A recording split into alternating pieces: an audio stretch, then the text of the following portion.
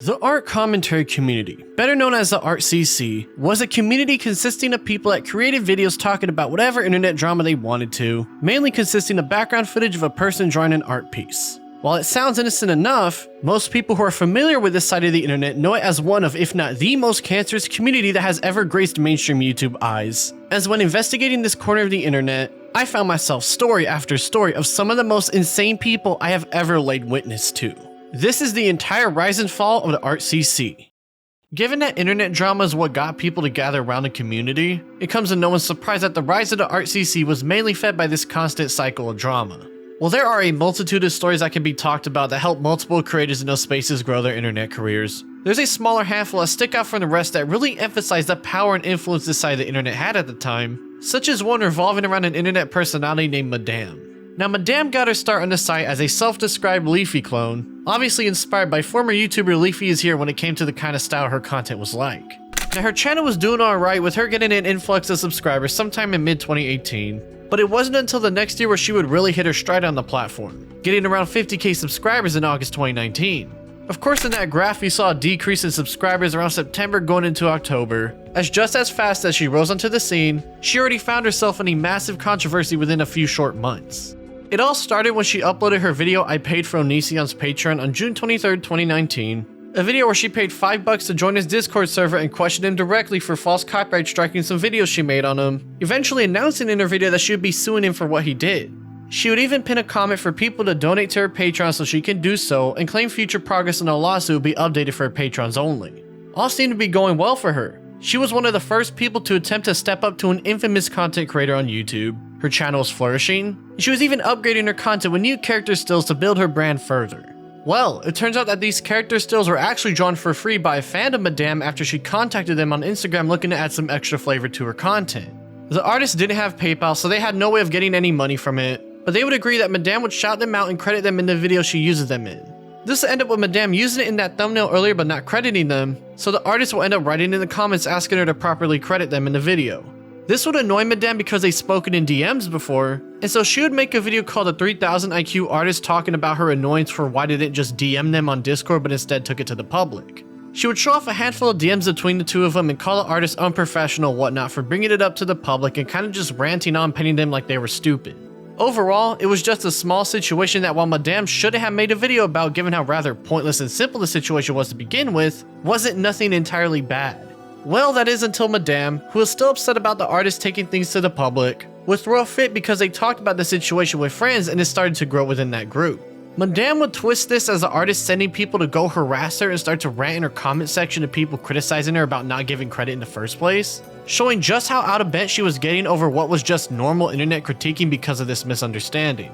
Instead of slowing down, she would take this a step further and escalate things some more, such as bragging about how much money she was making due to the recent success of her channel and kinda just being a dick about it. While this was looking like just another person being an asshole on the internet, Madame would figure out how to ramp things up even further, threatening to release the artist's phone number for people to see in multiple messages online, encouraging her audience to do whatever they wanted with it if she were to drop it. The artist's name was Summers, and at the time she was 15 years old, meaning that Madame was threatening to dox a 15-year-old over a tiny misunderstanding that was already rectified because she got caught up in her feelings. It gets worse though, as she would end up following through and releasing the full phone number in question, thankfully turning out to be a fake, showing her intent to try and ruin a teenager's life over what is quite literally one of the pettiest situations I've ever covered on this channel. Now, the threat of someone using your personal information to hold it over your head as blackmail or to dox you like with Summers in this case is something that many people face in their time online, and in my line of work covering all these crazy people, I face the same exact problems. I've had my fair share of false alarms in the past, and it always seems to boil down to a bunch of data brokers selling my information online whoever they want without a care in the world, and that's why I use today's sponsor Aura so that I can help prevent that from happening. You see, Aura here shows me where and who these data brokers are selling my information to and automatically submits opt-out requests so anything that ends up getting leaked will be taken down as soon as possible. I've used them in the past and continue to use them whenever I start getting suspicious emails or calls, and they have significantly reduced the amount of spam emails in particular in my case. Like, let me show you an example. I used to get upwards of 5 spam emails a day on my personal email, and this past April I only got 6 in total throughout the entire month. Now seeing that they all came within the same week tells me that something is up here, and so instead of me having to spend all this time trying to track where each and every email had come from and spend weeks dealing with some random data broker to get them to delete my info, Aura will handle all of that themselves. Aura has other features too, such as antivirus, VPN, password management, parental controls, identity theft insurance, and more, all within their product, making it infinitely easier to keep track of all this thanks to not having to download multiple different apps. And best of all, it's all wrapped neatly together at an affordable price. You might have one or two of these tools already, but with Aura you get more tools for a better price, and on top of that more protection as well. I value your privacy just as much as I value mine, so go to aura.com/Lanza in the description or comments below to start your 2-week trial and protect yourself on the internet better than you have ever before. There are so many malicious actors like Madame out there trying to use people's personal information against them, so make sure to give Aura a chance yourself with my link below as soon as you can. I'm going to continue using Aura to protect myself online, and so after trying to ruin Slimmer's life for literally no reason, a lot of people on the internet will become aware of what she was like, and video after video talking about her antics would be posted to YouTube, with the most popular one by Pondersprocket getting over 1.5 million views on the site. It was needless to say that this drama blew up way bigger than anyone could have expected, and Madame was now facing the wrath of the users on the site, with her video about Slimmers getting mass dislikes now that people learned about her antics. This would cause people to bring up that Onision lawsuit situation again, as while she made small updates on Twitter saying she was going to follow up with it, nothing of any actual substance had been elaborated upon, causing people to claim she was scamming her fans for easy money now. She would even say that she had to run away from the internet and go homeless because of all this newfound pressure, when in reality it's because a lot of people had some serious questions about her intentions after what happens with the Slimmers situation. All this pressure would cause Madame to release a 2-hour response video called Apology for Everything on March 9th that year, in which she doesn't apologize for anything and instead doubles down and blames things on cancel culture and rambles on for pretty much the entire runtime. The only section of any substance would be a small snippet talking about the Onision lawsuit situation, in which she says that she won't be updating anybody on it because they aren't owed anything from her. From this day forward, I refuse to give an update about the lawsuit. Expect no video from me even if I successfully sue him. Maybe one day people will change and then I can share to the world something inspiring that can inform and help other small creators. But until then, expect nothing. As you can guess, this didn't help quell the allegations she was stealing money from her subscribers, and even though she stated she flew to Washington State to properly start the legal process, nobody believed any of her word anymore after what had gone down. It would come out in December that year that despite running off with the money from the lawsuit, Madame was still begging people to buy her expensive stuff such as designer purses, and even implied that she would pay with nudes, either because she didn't want to use her own money, was already broke, or a little bit of both.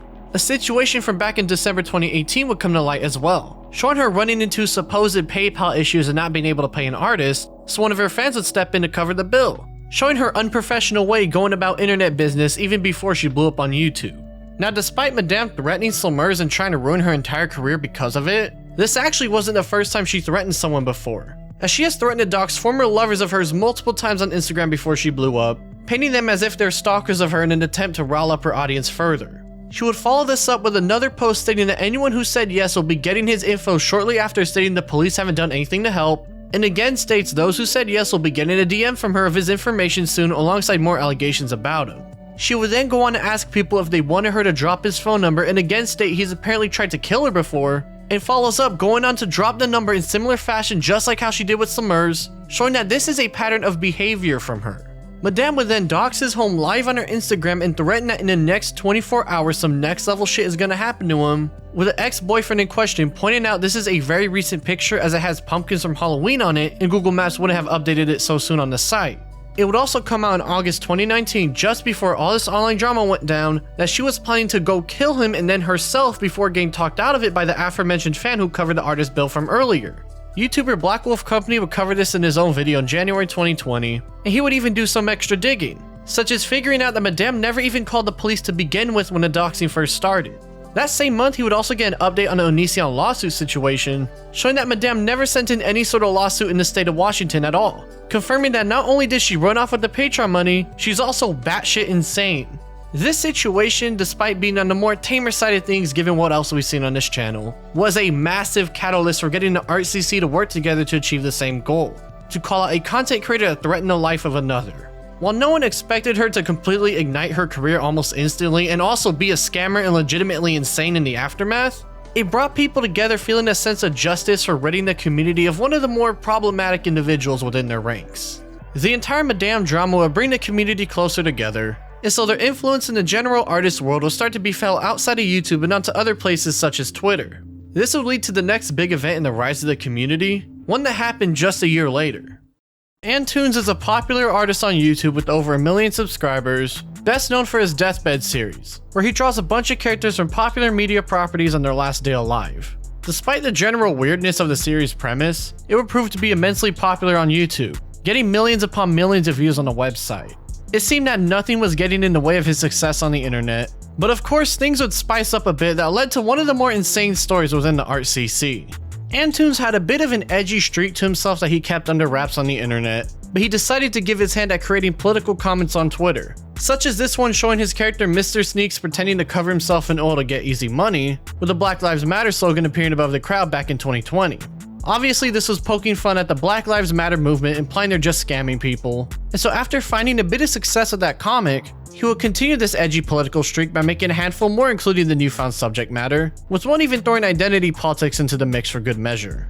That comic will end up getting him banned on the comics subreddit page, but this newfound attention he was getting from these political productions will continue on with heavy implications throughout, garnering a small fanbase of people who enjoyed his take on political comics. That aforementioned subreddit ban wasn't just a small thing, however, as it's known that the artist section of the internet tends to follow more liberal political ideals in general, and so while he was growing his personal audience on his Twitter page, he was starting to get an infamous reputation not only on Twitter but also on Reddit, with his comics showing up in multiple different subreddits such as the Vosh one for example. This slowly growing infamy would eventually peak as on September 12, 2020, he would get into a random Twitter spat and mock someone's identity in an argument with him, in which a random user known by the name of PuppyChan would chime in and say their own piece about the man for being an asshole to people online. Antoons wouldn't take kindly to this and would start to mock their art and messages for his followers to see, and PuppyChan would clap back, not letting up on the man now that he was going after them. He would continue to mock PuppyChan and their identity, showing that he wasn't going to let up anytime soon either.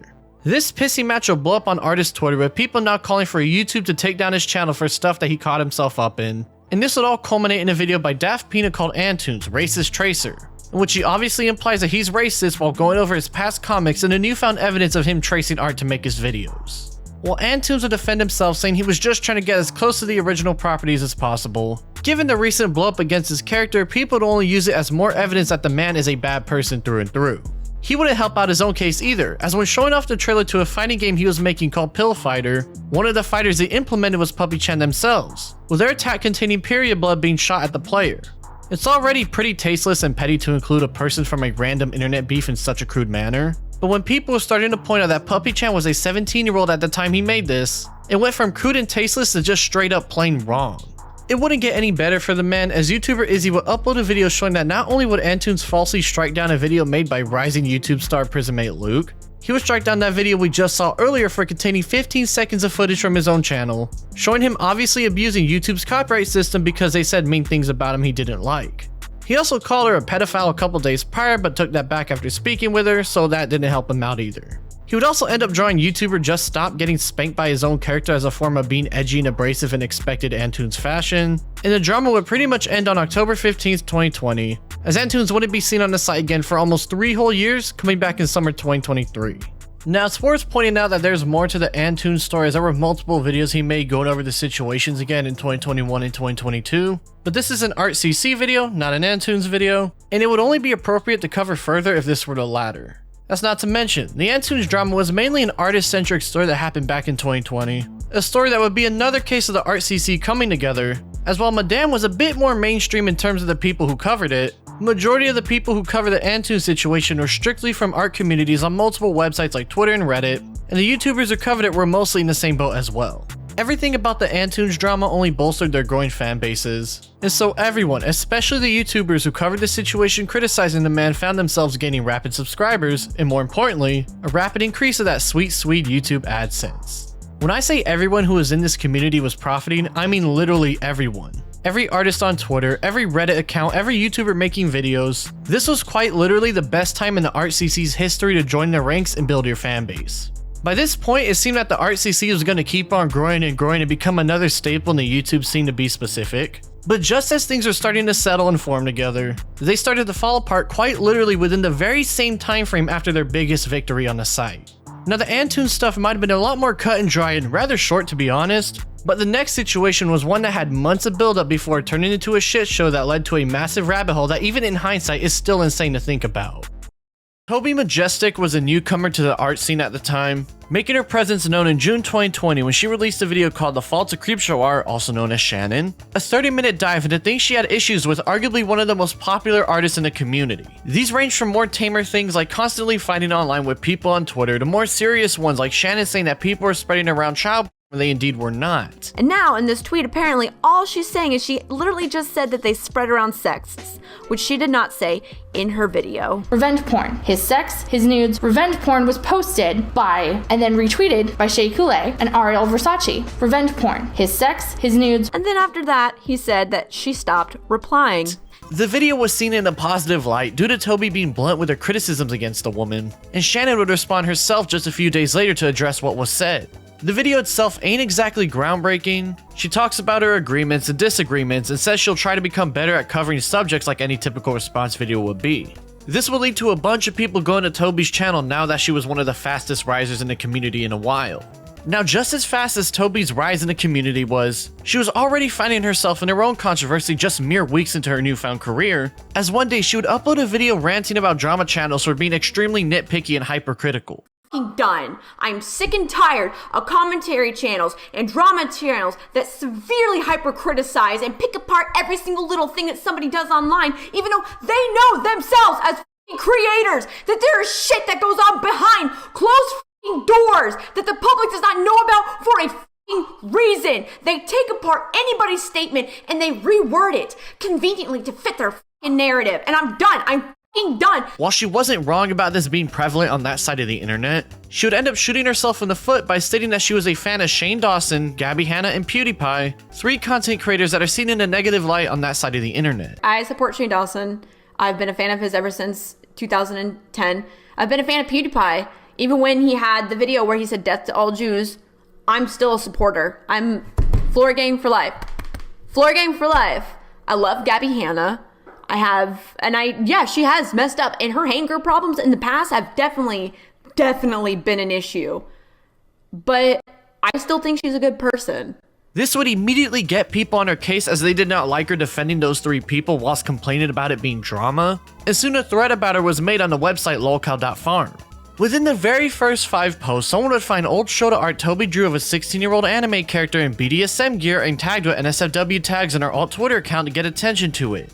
Given the character is a minor, this wasn't a good look, and Tobi would respond to it saying it's not sexual and he's aged up in a pic, so it's all good, whilst being catty to the person criticizing her. However, in an argument with someone about another artist who was under fire for drawing underage people in NSFW ways, she would notably tell them to point out stuff she's done that's worse than drawing CP, which implies she said herself she drew CP. She'd also start threatening people involved in the drama, which while there's debate if the person she was talking to was a freak or not, it just came off as super petty to drag people in such a way. Tobi would go on to say that her alt Twitter account is for her sex work life and try to call out people for leaking it, yet it was public on the site already, so it was just more semantical twisting to fit her narrative. She would try to twist it some more by stating the guy was exposing her alt to people online only for people to mention it was her who threatened him on the same account, as well as the Shane Dawson comments coming back to haunt her. She would kind of just start being catty with pretty much anyone and everyone that said anything that slightly irked her, with people learning her personality is really childish, overly emotional, and very reactive. This would become much more obvious on her YouTube channel as she would upload a video talking about her dog that recently passed, in which after she's done reminiscing about him, she would drop pedo accusations at the end of the video, showing just how emotionally driven of a person she is. Ben Lou's a file on Twitter who draws underage characters. Some of them he ages up, like physically, but a lot he doesn't, which shows that he actively chose not to do it. He also has a revolving door of maps that follow him on Twitter. He also follows other maps on Twitter too, which is great. Hey Ben, you don't want to be called a pedophile. Don't draw underage looking children people. It's pretty obvious not to do that. But like technically, technically they're like drawn, so it like doesn't matter. Sorry, you. Child is children, drawn or otherwise. Don't bring up a definition. Doesn't matter. Sorry, if you're drawing a child in a sexually explicit way, I'm putting it under child, so, you know, suck my balls. I don't give a shit. Trent, I was also gonna do a video on him. Don't worry about him. He's just a stupid little beta cuck who doesn't like any controversy, even though he loves to stab people in the back because he's a little beta cuck. It was seen as very unhinged for Tobi to go from mourning her dog to immediately schizo ranting about Twitter drama in the same video, and so people start to make videos criticizing her and her actions, such as Kai Weiss. All this drama will lead to her making a video called It's Still Wrong If It's Drawn, which instead of putting a well thought out argument about NSFW drawings of children being bad, she just rages at the camera for 3 minutes, coming off like a completely unhinged weirdo. At this point, I'm frustrated. I'm frustrated with the stupid constant thing where people feel overly compelled to try to defend these disgusting fucking perverts who draw CP. Let's all call it what it really fucking is. Don't even try to be like, technically, no. It doesn't help by this point that everyone knew about her past drawing an NSFW image of an underage anime character. So people start to call her a hypocrite alongside being a childish, unhinged person whose personality was very grating, to put it lightly. This would all culminate in a video by YouTuber Omnia featuring Kai Weiss, their lover at the time, in which they would both criticize Tobi for all the recent things going on. And I find it so incredibly sad that you think that the actions and words that Shane expressed in those videos were funny enough that you could write them off as jokes and still show him support. That is honestly disgusting and truly makes me wonder if you only have those fists in your Twitter name for the aesthetic and not for the cause. The part that I'm more interested in about Tobi's pitfalls lies with her performative activism as well as her inability to properly accept and receive criticism. As you may know, I'm black. Half black, but black regardless, and this year has definitely been a tough one, especially because it has repeatedly been shrouded in the death of black bodies, the most notable being George Floyd, along with Ahmaud Arbery, Breonna Taylor, and so many others. As a result, it seems like the Black Lives Matter movement has suddenly gained relevance again. Protests have sprung up across the country as well as internationally, and people regardless of their race have spoken up to express their solidarity and allyship with the Black Lives Matter movement. While it's mostly everything we know about already, Omnia will end up leaking DMs they had with Tobi, showing her still defending Shane Dawson despite her saying she doesn't support him anymore. Things would start to get extremely petty as Tobi would announce she was working on a response video, but also saying that Omnia maliciously cut the text to make her look bad, so Omnia would drop all their DMs for people to see, only for Tobi to start deflecting and complaining about it. Other figures in the community would start to chime in on the situation as it was getting real hot. Kai Weiss uploaded another video going over the new Twitter arguing, and overall, things are not looking very good for Tobi right now. Tobi would eventually release a response video on September 24th, 2020, in which she says that she won't support Shane Dawson anymore because it leads to backlash on her end, and say that Omnia lied about not caring about the situation despite what she said in DMs. I don't even know what to think about it, because I don't really care. Interesting. Apparently you did really care because you went to go on to ramble about this whole situation for about 11 minutes in your 20-minute video. She would also go on about the whole situation, arguing the semantics of her old NSFW drawing of the underage anime kid, going on to say that she has BPD, which makes it hard for her to control her emotions and whatnot online, stating that she needs to learn to get offline when she's getting upset. Great, and I have BPD. It's hard to control, and I struggle to cope with it, but I do constantly work on avoiding things that I know will feed it, and when I find new things that feed it, I work my best to try to figure out ways around it, or ways to cope with it, or ways to block it from me seeing it, and over the years, I've changed a lot, and I have to learn coping skills like practicing walking away, and trying to identify if I'm too triggered and I don't think that I can walk away, to identify when I'm feeling like that and to try to walk away before I get to that point of no return, because those are the times where I fall off the wagon and I end up posting stupid shit and saying stupid shit. Kai Weiss will end up commenting on the video, in which it goes on a massive tear that can basically be summed up with the final statement how she didn't take accountability and how people expected better from her.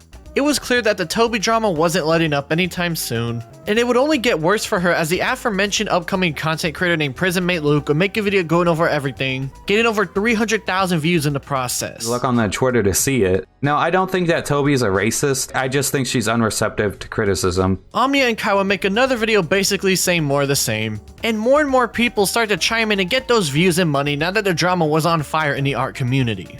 This will lead to an insane amount of infighting between Kai, Omnia, and a whole bunch of people that isn't of much significance in this story. and Tobi would try to revive her channel to no avail, as after posting only 4 more videos she would finally stop uploading to YouTube, ending her short yet storied YouTuber career. Now while Tobi was done uploading videos on YouTube, that infighting I mentioned would start to build up more and more in the ArtCC, because if there's one thing those people are known for, it is the extreme levels of pettiness people are willing to dip down to in order to epically own somebody and get a drama going. You saw how the Tobi drama started off normal until it became a mishmash of leaking DMs and semantical arguments for weeks on end, and you also saw how other artists were chiming in giving their own opinions on the matter. Well, one of those artists will end up getting dragged into a giant mess themselves, and one that is its own story worth telling due to how insane it gets. Hopeless Peaches was a figure in the ArtCC who, while wasn't making videos about the Tobi situation, was constantly commenting about it both in other people's videos and was being labeled as the Tobi defender. This would lead to her mental health declining while still posting on Twitter asking people if they'd be interested in a retrospective in due time, showing her still interacting with what was currently going on despite these issues. This would eventually end up with her posting a concerning message that while she said was related to IRL issues rather than online, people weren't buying it and believed she was doing this all for attention for facing criticism about the Tobi drama. While this was mainly kept to Twitter, it never really made its way outside that website. All that would change on November 6, 2020, as prison mate Luke would make a video talking about the Tobi situation and how people kept making videos about it despite it being dead already. However, the last part of the video focuses specifically on Peaches, with Luke criticizing her for being emotionally fragile among other things. But you would constantly come back to post more things and beg for sympathy. And when you were getting genuine criticism for all the garbage you've done, you decided to suicide bait your audience, going off the grid for hours to make your audience worry that you hurt or killed yourself. And guess what? 2 days later, you were back to making tweets again. And she's been doing this for a long time. It's very manipulative, and she's always using her mental health as a pity me card, which is funny since she called out Tobi for doing the same thing. It's very scummy, and it says a lot about her as a person. That last claim of him saying she was baiting her audience to believe she would end it all was a very heavy one to make. So Peaches would take it to Twitter and apologize, saying she got anxious or giving her opinion on the drama due to the heated topic, saying that she thought talking about her issues on Twitter would help her emotions out, which obviously didn't. She would ramble on a bit more talking about stuff that isn't too important, ending things off saying she never meant to come off as if she was baiting or lying about her mental health issues and she was sorry about that. Tobi herself would actually come out and defend Peaches as she was getting piled on for what was going on. And while the rant isn't anything we haven't talked about already, Peaches would come out and say that she talked out her issues with the person she was having problems with, that being Luke, so everything seemed to have finally come to a close. It seemed that Peaches just got hit with a couple strays from the Tobi situation, mainly stemming from Luke's video talking bad about her, but it all finally seemed to be over. Of course it wasn't over, however, as you guys already know how petty this community is, and that pettiness will blow up things in a much bigger way than anybody expected. On December 1st, 2020, Shannon would come out and say on Twitter how another creator she used to know would lie about her and poison potential friendships in a malicious manner behind the scenes. While nobody had a clue who she was referencing in this post, she would reveal that it was Hopeless Peaches she was talking about in a reply below, causing everything to blow up once again. Luke would then make another video titled Stop Lying Peaches, in which he basically rambles saying Peaches is bad and such, with screenshots not even lining up with what he claims, such as one where he just assumed she was talking about him in a notable instance of projection. But instead, she took it as a sign to keep tweeting about me and demonizing me and my character to her entire audience. He would even go on to say that she ruined Shannon's reputation in the community and show her telling of their fallout, but given Peaches had nowhere near the fame Shannon had, it just came off like a poor attempt to make her look worse.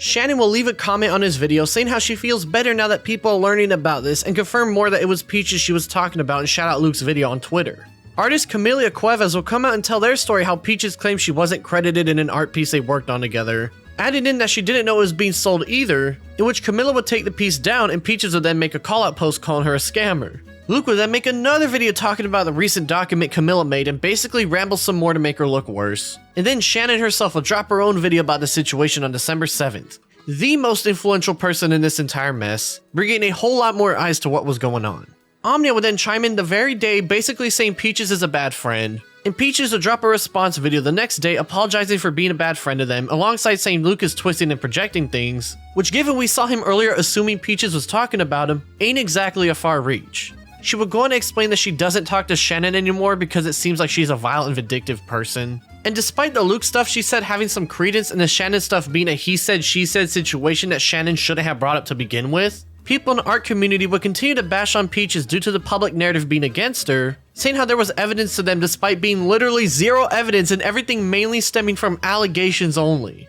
D'Angelo Wallace would even chime in on everything going on, basically not choosing Peach's side because of the public pressure and continuing to perpetuate the narrative that she's in the wrong on this one. Kai Weiss would chime in as well in a video of his own, but it's not of much importance. And a friend of hers named Skridis would come out and make a video pointing out that there's zero evidence of what's currently going on with her, which is true. Despite this, the drama was growing so wild and rapidly that a channel with millions of subscribers called Inform Overload would make a video talking about everything, showing just how big this situation has been growing online.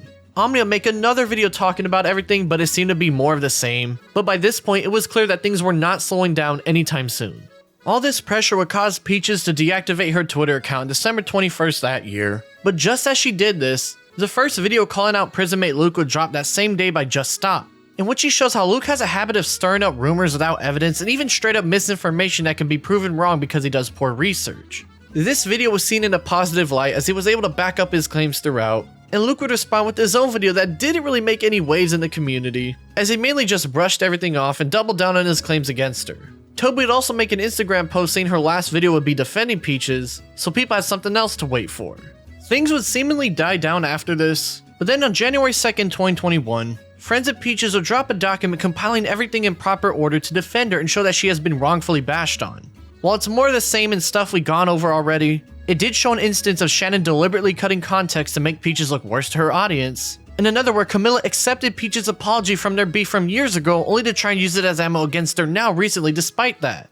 It would end off stating how it all started with Luke making those dishonest and manipulative claims about her and Shannon and Camilla spreading them around to their communities, saying that Peaches is flawed but did not deserve what was going on with her. Peaches would come back to Twitter that same day saying how her break has given her time to reflect and relax and such, and that she'll slowly be getting back into social media. Luke and Just Stop's beef would continue on in the background as people started to grow more resentment towards Luke and his content, and Shannon would expectedly end up responding to the Hopeless Peaches document with a video titled Hopeless Peaches Hasn't Stopped on February 3rd, in which she only rants at the fireplace background and not once shows any screenshots of what she's saying, only alluding she has them but can't show them for whatever reason she might have. While it's mainly just pointless rambling and ranting, the main thing that shot her in the foot was when she claims that Peaches was racist simply because she disagreed with black people. But literally people telling her, hey, the thing you did is bad in regards to lying about various people and situations in order to appear like an uwu victim? Yeah, that's stupid. And high-key a bit racist when we get into what you try to pull with Kai and Omnia. I mean, you have to be the white girl victim to the angry black woman and black man, right? But I'm not there yet. While the video has a notable amount of dislikes compared to most of her content, it seemed that her audience was taking it for what it was, and Peaches would respond to this by logging off Twitter knowing what was about to come her way. Peaches would still go on to get back on the site despite this, and Skridis would make another video defending her, this time with a lot more people listening and starting to view Shannon in a bad light.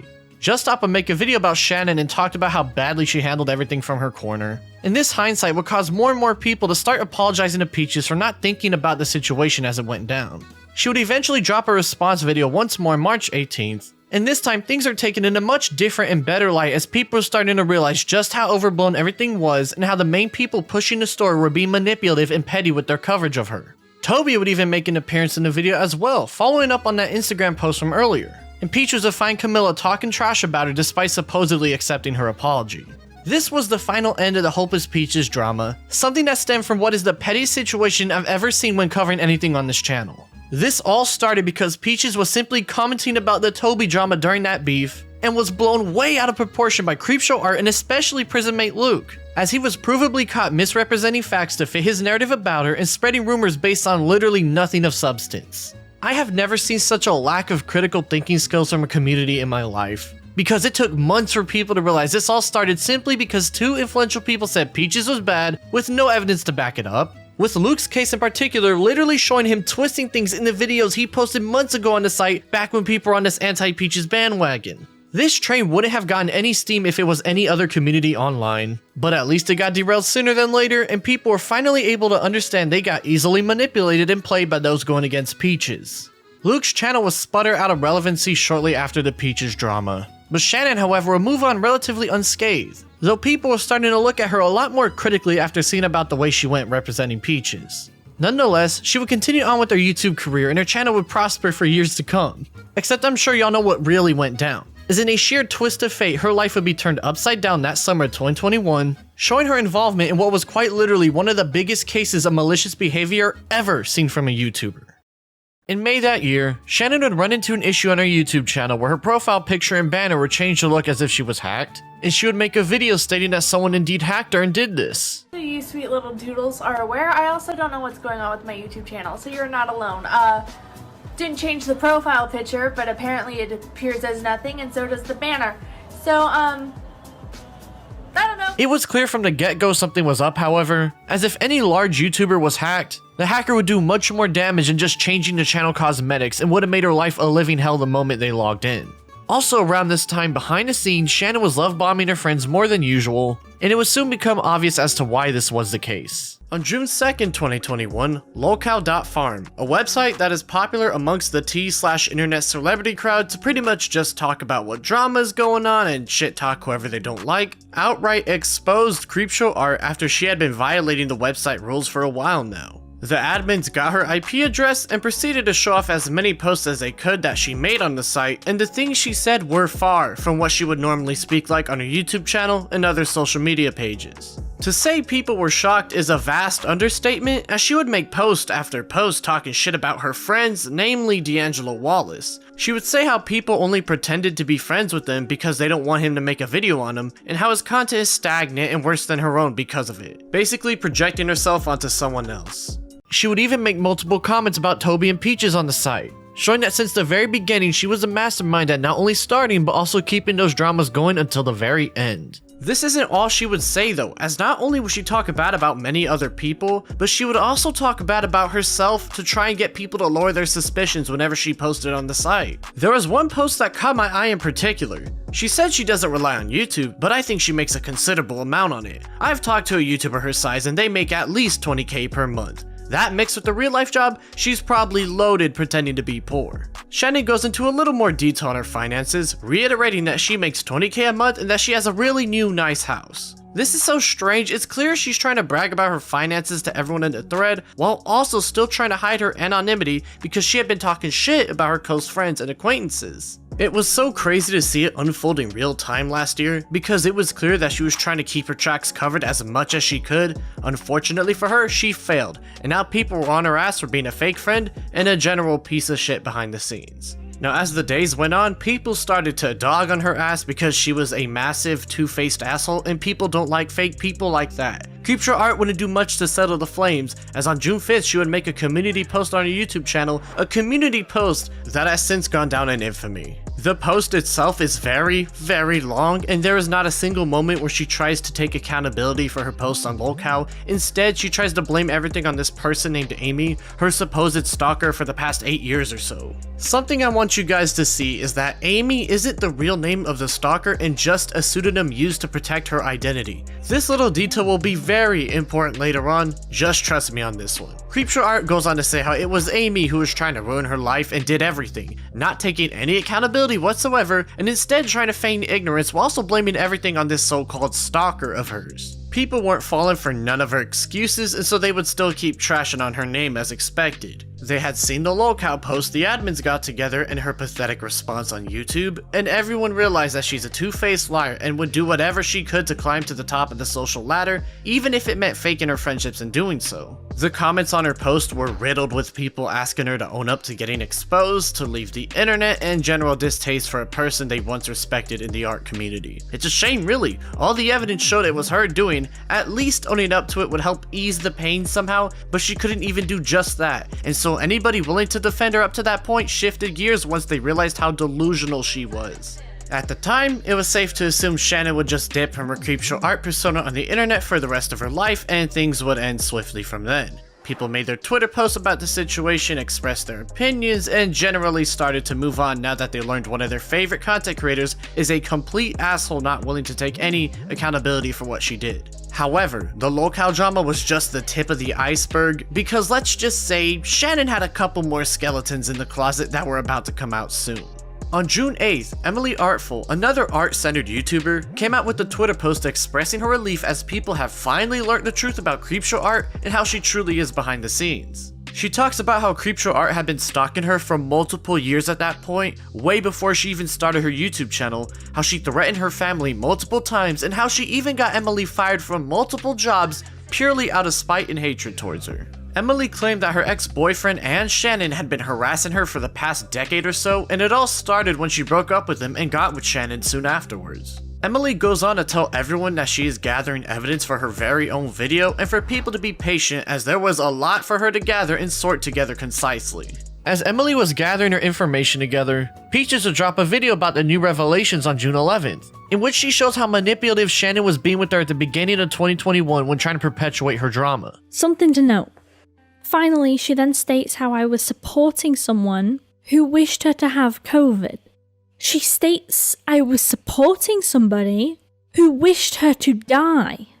This person, mind you, said this on a server I don't own, wasn't moderating at the time, and I was not even present for when it was said. To say the anticipation was building rapidly is an understatement, as people were already gunning for Creepshow Art's downfall by this point. This was just icing on the cake if Emily was able to deliver, and boy, deliver she did. Just a few days later on June 12th, Emily would release her first video on Creepshow Art titled Creepshow Art Has Always Been This Way, in which she goes over every single thing that has happened to her involving Shannon and her ex-boyfriend from the very beginning up until that point. The 2-hour video is a long watch, but the info she goes over proves to everyone that Shannon is a very calculated person with everything she does, and that everything was corroborated by her boyfriend Anthony. Emily goes on about her beginnings with Anthony, how the relationship was toxic and caused them to break off badly, only for both Creepshow and Anthony to start harassing Emily once they got together.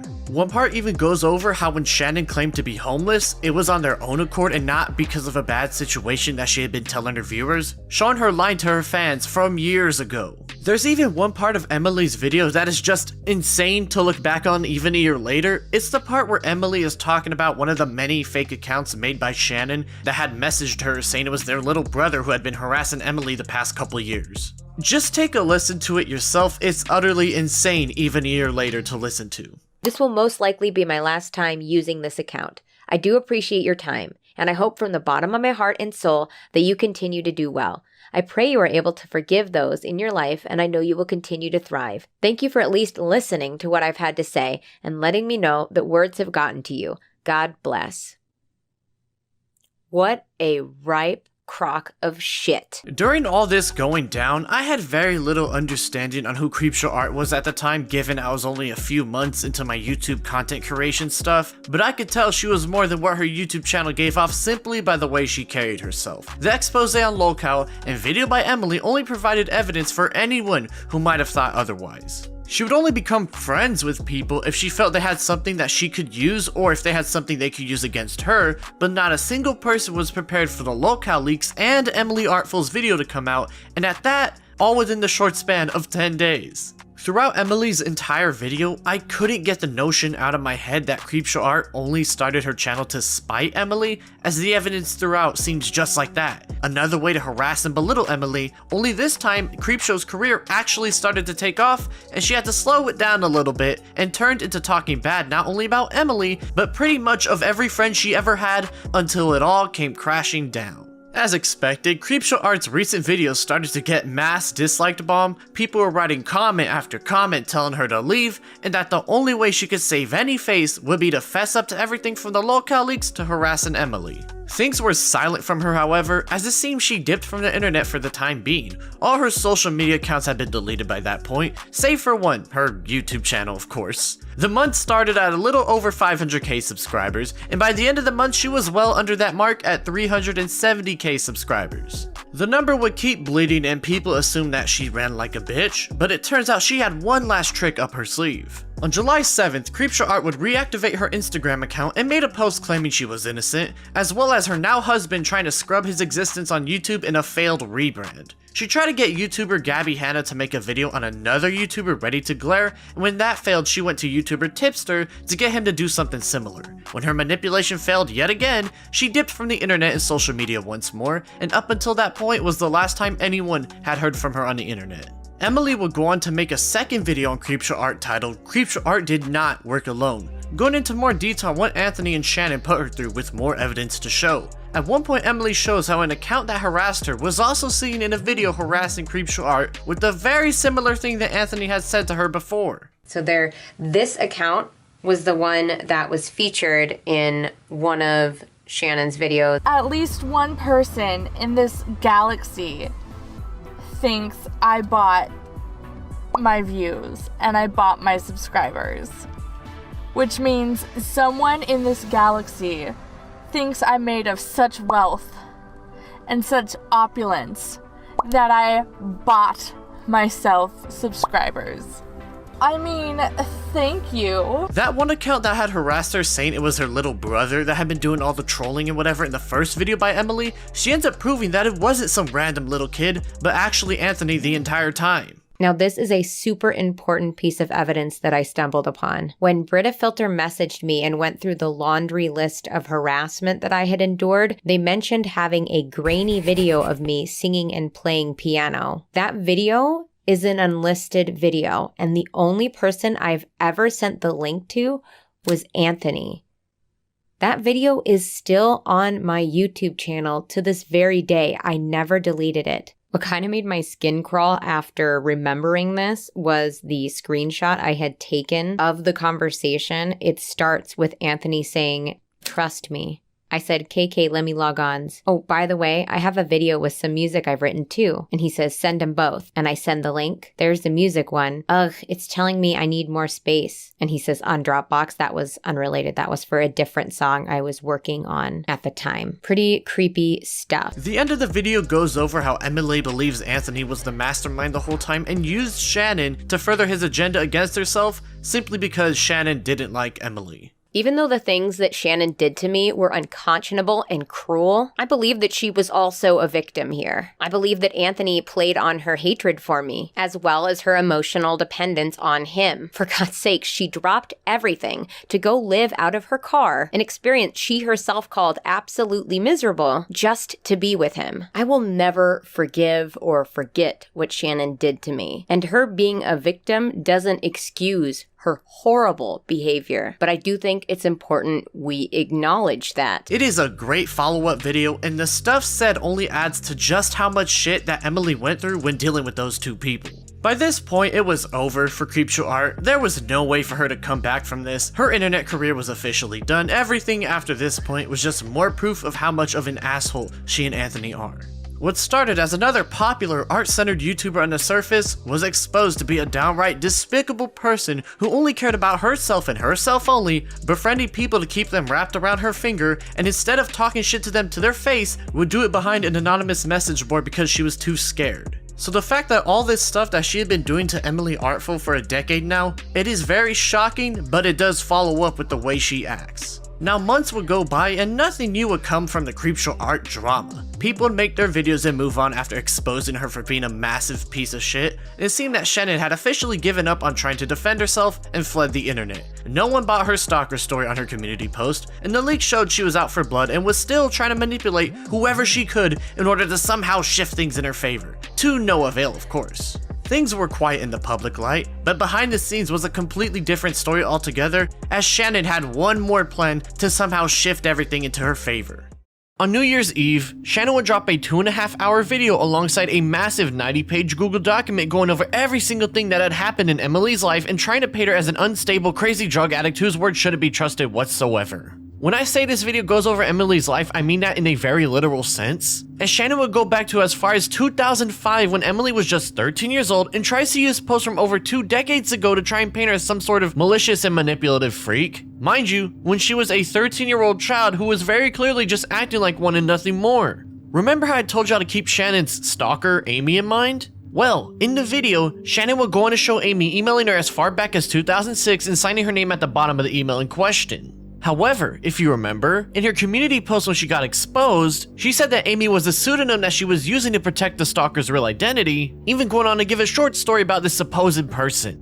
This part is going to be brief, but Amy is not a reference to Emily. Amy is the girl who used to harass me online, who I originally met on stardoll.com when I was in middle school. As I say in the video, but Amy did not grow up in San Jose with me. We never knew each other personally, and she was someone I strictly knew online who lived states away from me. So guys, which is it? Is Amy a pseudonym that Shannon used? Or did she just make a bunch of fake messages to try and prove that Amy was real, only to indirectly self-report herself using the pseudonym as if it was her real name? Obviously, we now know that the Amy stuff is all made up and she went through all this effort to fake those messages. And it seemed that her constant cycle of lying and manipulation caught up to her in the end as she was unable to keep her story straight anymore. It would also turn out that the original draft of the document would leak out, with it being 112 pages total rather than the 90 in the final. It's mainly just a lot more emotionally charged in the final draft, with the cut content including her going after former friends like Ashley Lilly and Repzilla for betraying her and ranting about how much they suck and stuff. It's not the most interesting to be fair, but it gives more insight on just how vindictive of a person she was and that she was willing to drag anyone into her web of lives that she so felt the need to in order to get back at those she dislikes. Emily would release her final video on the matter soon after in February 2022, such as talking about how she used to be messed up as a kid but has since bettered herself 2 decades later. She even talks about how Shannon kept lying to her directly about one of the alts she made to harass her through and how she was scamming other artists in the scene. And overall, while there's nothing here particularly new as it's just more of Shannon lying, it was almost a tiny bit sad by this point seeing just how far she was willing to take the lie to get back at people she dislikes. After this final failed attempt at getting back at her enemies, Shannon went dead from the internet entirely, with her channel staying dead from that very moment on as it was officially over for her internet career. However, in April 2023, her channel would get terminated off YouTube after someone sending copyright strikes against her. Now, I don't know if they were legally valid or someone was abusing YouTube's copyright system, but either way, she hasn't tried to contact the site to try and get it back up and running as far as we can tell. And since then, she's been a ghost in the wind as her story became the most mainstream defining moment in ArtCC history. Now, earlier I talked about Weiss and Omnia mainly during the Tobi and Hopeless Peaches situations and how they were integral pieces to the hate train against the both of them, mainly Peaches in this case. Well, they weren't over it despite her name being cleared, as by fall 2021 they were back on the Peaches hate train over petty shit that no one actually cares about. That is, unless you're an extremely pedantic person who's always trying to one-up someone to fuel your own fragile ego. There was a lot of subtweeting involved because that's how these people like to operate, and as much of a broken record as I sound right now, it was literally just bitching and moaning for the sake of it over some petty and inane shit, so it wasn't really that interesting yet. Kai in particular had a habit of arguing with literally anyone and everyone for days on end, and so he would get into petty beefs with many people that are not worth digging into because it would just drag things out here. However, there was one beef in particular that would catch the attention of people outside the ArtCC, and that was when YouTuber Akuma would make a video about him titled "Avoid This Inconsistent YouTuber," a 38-minute dive pointing out his hypocrisies and such, even talking about Omnia for a bit as the two were dating each other back then and mirrored similar antics. The video itself is whatever, no one really gave a shit and it was more just beefing within the ArtCC. Well, not except for Weiss himself, as he cared so much that a sub 1,000 subscriber YouTube channel at the time would dare criticize him that he would go on to falsely copyright strike the video down. The situation would suddenly gain momentum as people started to trash on him for what he did, and instead of taking the L and admitting he just got heated and caught up in his emotions, Kai would instead go on a crazy rant lashing out against pretty much everybody who started to criticize him for what he did. It was really interesting watching back in the day because he was just blatantly admitting to abusing the copyright strike system against someone he didn't like. And the best part is that he really thought to himself that talking with a big confident ego would get him out of it, but instead, it would only lead more eyes to the situation.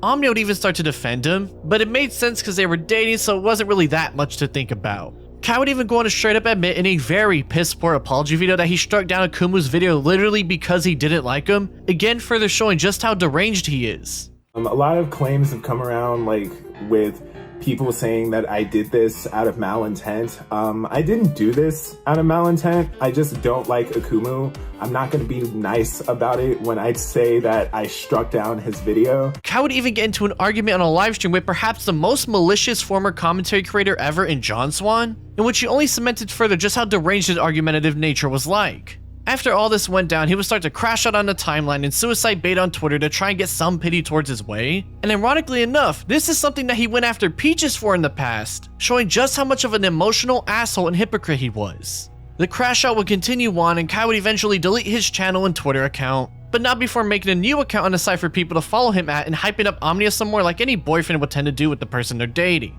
Now, Kai wasn't over with his Twitter adventures on his new account, however, as he would continue to tweet day after day after day, starting shit with pretty much anybody he felt like, showing that this dude would not shut the fuck up and continue to get himself into trouble and antagonize others because he can't help it. He even elemented a tweet someone else made about him, making it seem as if they were racist by saying the N-word when it was actually him just lying about him, showing he was already back on his malicious streak of making anyone look bad simply because he's a piece of shit.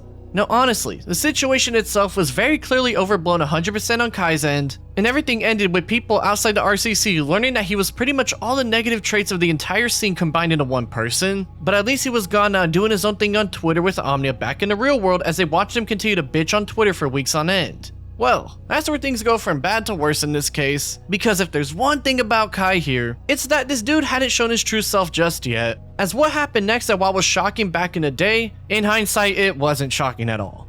On December 8th, 2021, Omnia would out of nowhere delete their YouTube channel off the site just short of 100k subscribers, meaning that all the work she put in for the past couple of years was now gone.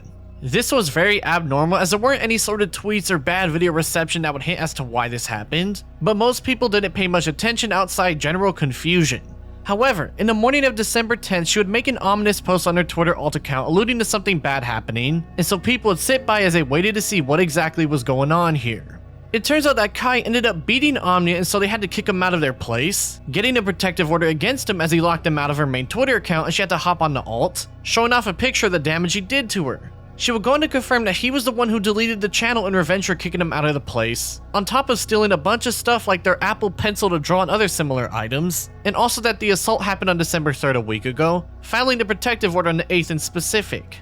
Now Kai would immediately hop back online and start to blame Omnia for what happened and say it was all in self-defense. But given his track record of being a very manipulative, albeit poor at it person, no one was listening to none of that. He would then start to try and get back at Omnia by pointing out how he paid for all this stuff for them so he possibly can't be abusive, basically using financial manipulation tactics to somehow sway people into his favor to extremely poor results. Like, no joke, this is the only stuff the guy had to use to try and manipulate his way out of this one, and it was entertaining in a messed up way to see just how far he was willing to take it in order to try and get away with it. I mean, the dude even pulled out receipts for everything he bought and was holding their Chick-fil-A order over their head to try and get a leg up on them. He was even trying to drag Hopeless Peaches into the mess by saying how Omnia was using Photoshop screenshots to go at her in the past, showing that he was clearly going completely scorched earth as he wanted their life ruined. Omnia will go on to post that Kai got arrested for violating the protection order, meaning that he went back to their place for God knows what reason, but that the police were thankfully able to intervene. However, he would post bail as he would confirm on Twitter, and in expected fashion would continue to try and bait lord his way out of this to no avail as the news is spreading everywhere by this point. He would even try to tweet about taking the moral high ground to flex his insecure ego some more and that he would be leaving things for the law to figure out on their own time. Kai would end up getting arrested again just a few days later for the second time as Omnia would say so, showing that he was still on his bullshit and in active danger to them at this point. He would of course get out again and continue to emotionally tweet about how she has no black allyship because he tried getting him arrested, basically trying to bring racial politics into this mess and yet another attempt to somehow in some way make himself out to be a victim, you know, despite literally beating them. Kai would eventually get back on his old Twitter account and continue to whine about what happened because his butthurt his reputation online was completely ruined despite it being well over a month since the news broke. Like really, let's take a closer look at this. He's trying to get people to pity him by playing the mental health card and how he's not okay. And it's like, yeah, duh. Of course everyone knows you're not okay and that you're insane. And it's just so obvious it's yet another attempt at manipulation, this time trying to play on the emotions of the gullible and vulnerable people who are still keeping up with him in what is such a pathetic display, period. On February 9th, 2022, Kai would upload a 2-hour video addressing what had gone down, but instead of it being a scripted and well put together deep dive, it was literally just emotional ranting for 2 hours to a camera. It's not that interesting, though he says that Omnia was apparently hitting him as well and that they were both being physically abusive that night, also saying that he didn't delete Omnia's YouTube account, but given his track record, I personally doubt that part. However, the most important section would be when he admitted to slapping Omnia 3 times during their fight, saying that he did it in self-defense. The only time that I ever put my hands on Hana was after I slapped them 3 times. I will be completely honest about that. I slapped Hana 3 times. The rest is the aforementioned ranting I mentioned earlier, and though he would end up deleting this video very shortly after release due to the reception not being taken well, the message was already pretty clear. Now, it was during this time in early 2022 where things got a bit weird. The Kai and Omnia stuff was technically not over yet as Omnia would continue to vague tweet about him, and Kai would crash out on Twitter once again because he either wants pity or because he can't just shut the fuck up online for once in his life. The reason why Omnia vague tweeted was because there was a second video that Kai uploaded on the 19th that was basically the first one but scripted and got the information across better, so at least he was learning how to pace a topic, I suppose. Now, one of the more important talking points that came from this was Omnia admitting that she wasn't the owner of her cat until Kai left him back when shit went down, with the courts giving her legal ownership because of the protective order. This would turn into a March 18th video by Kai with him saying that they stole the cat from him and is a scammer, and which I'll just be honest, it's hard to care and dig into as it's extremely petty to try and prove whether the cat was technically stolen or just left with Omnia, and it was already clear this was mostly just Kai seeing an opportunity to try and get back at them and sway public opinion to his side. He would even pin a comment saying how Omnia and their legal team were trying to get him to take a plea deal, saying that the stipulations were that he couldn't talk about them for an entire year and that he believes they will lie about him in the video that they would make talking about everything and have no way to defend himself, hence not wanting to take it. It was right at this moment where things got extremely petty extremely fast. There were so many new things that would happen right around this time that I can't focus on any one in particular, so enjoy this short dive into what is perhaps the most petty era of the ArtCC.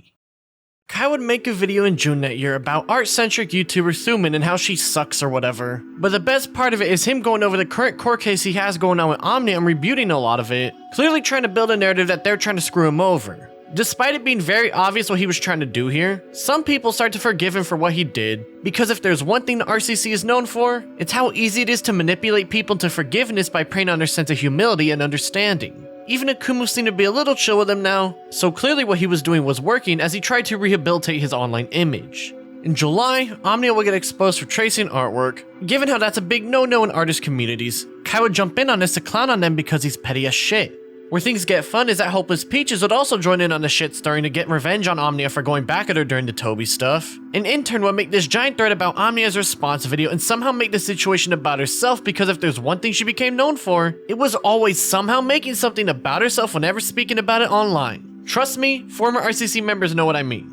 Kai would sense the tides were turning against Omnia, and so would start to talk about whatever personal issues that were going on to get that shift even further. And Peaches would continue to clown on Omnia in Twitter chats, reacting to the whole situation as her revenge campaign was in full swing now. To make a long story short, Peaches made a video, Kai made a video, Omnia made another video, and Omnia made an apology for that video because it sucked. This was all really, really petty, and frankly nobody really cared about this as it's such a boring topic. But the RCC thrives off this pettiness, and in specific, Kai and Peaches had a bone to pick with Omnia and had the perfect opportunity to get back at him.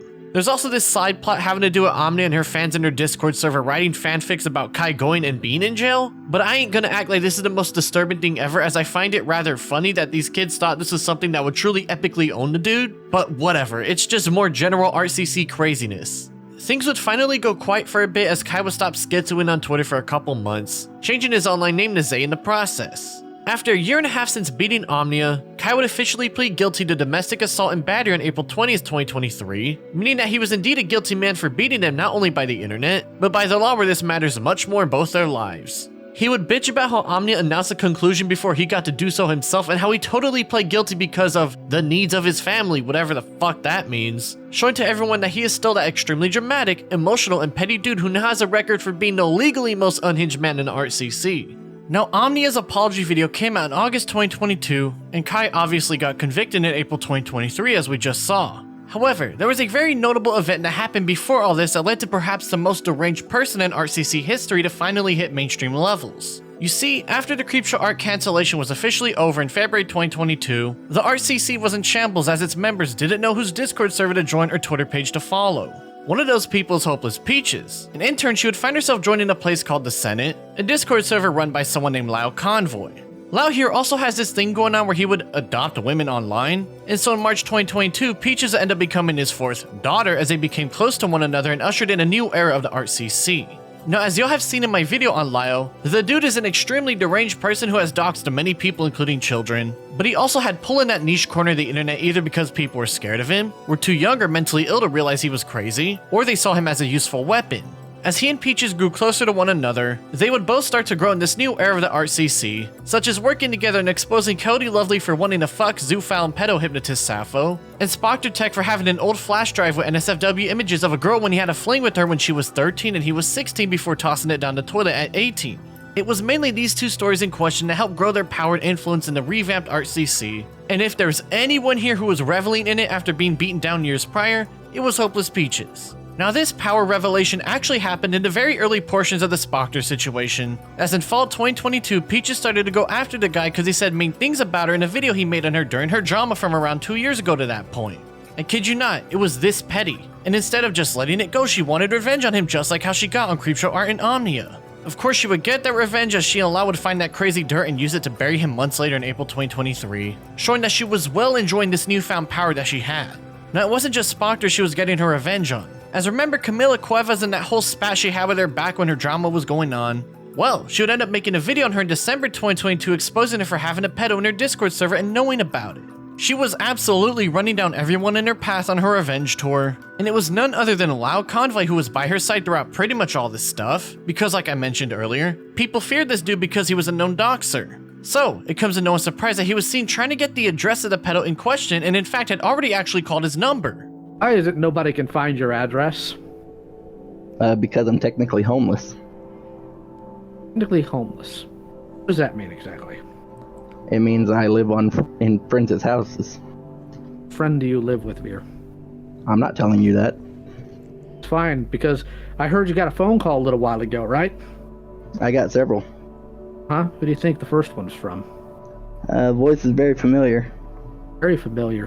While Peaches was on Cloud 9 now that she and Lau were the new faces of the ArtCC, there were a couple more things that went down that are worth noting. In January 2023, Just Stop would make a video about YouTuber LS Mark's wife and basically try to convince him to divorce her because she cheated on him once, eventually deleting it entirely and making an apology video pushing the blame on a daft Pina for getting in his head. People would also find Hopeless Peach's old TikTok account and start to make fun of her because she looks weird, inform her friend Harley TBS and make a long post telling Peaches how she has this issue where she holds grudges over the pettiest things and uses that hatred to get back at someone in whatever way she could think of. A very accurate representation of how she's like. Remember how I mentioned earlier the day Kai got convicted of beating Omnia, he immediately started to bitch about it on Twitter? Well, the very next day on April 21st, he dropped an hour-long video talking about the court case and tried to obfuscate the reasons why he pled guilty. But by this point, those who weren't gullible or easy to manipulate knew he was just mad. It's now on record he's a wife beater. Omnia would clap back with 5 total videos on the dude a couple months later, that July 2023. But by this point, nobody gave a shit anymore as everyone knew Kai was guilty of beating her. It was just more petty arguing and people trying to get back at one another because that's all they really know how to do.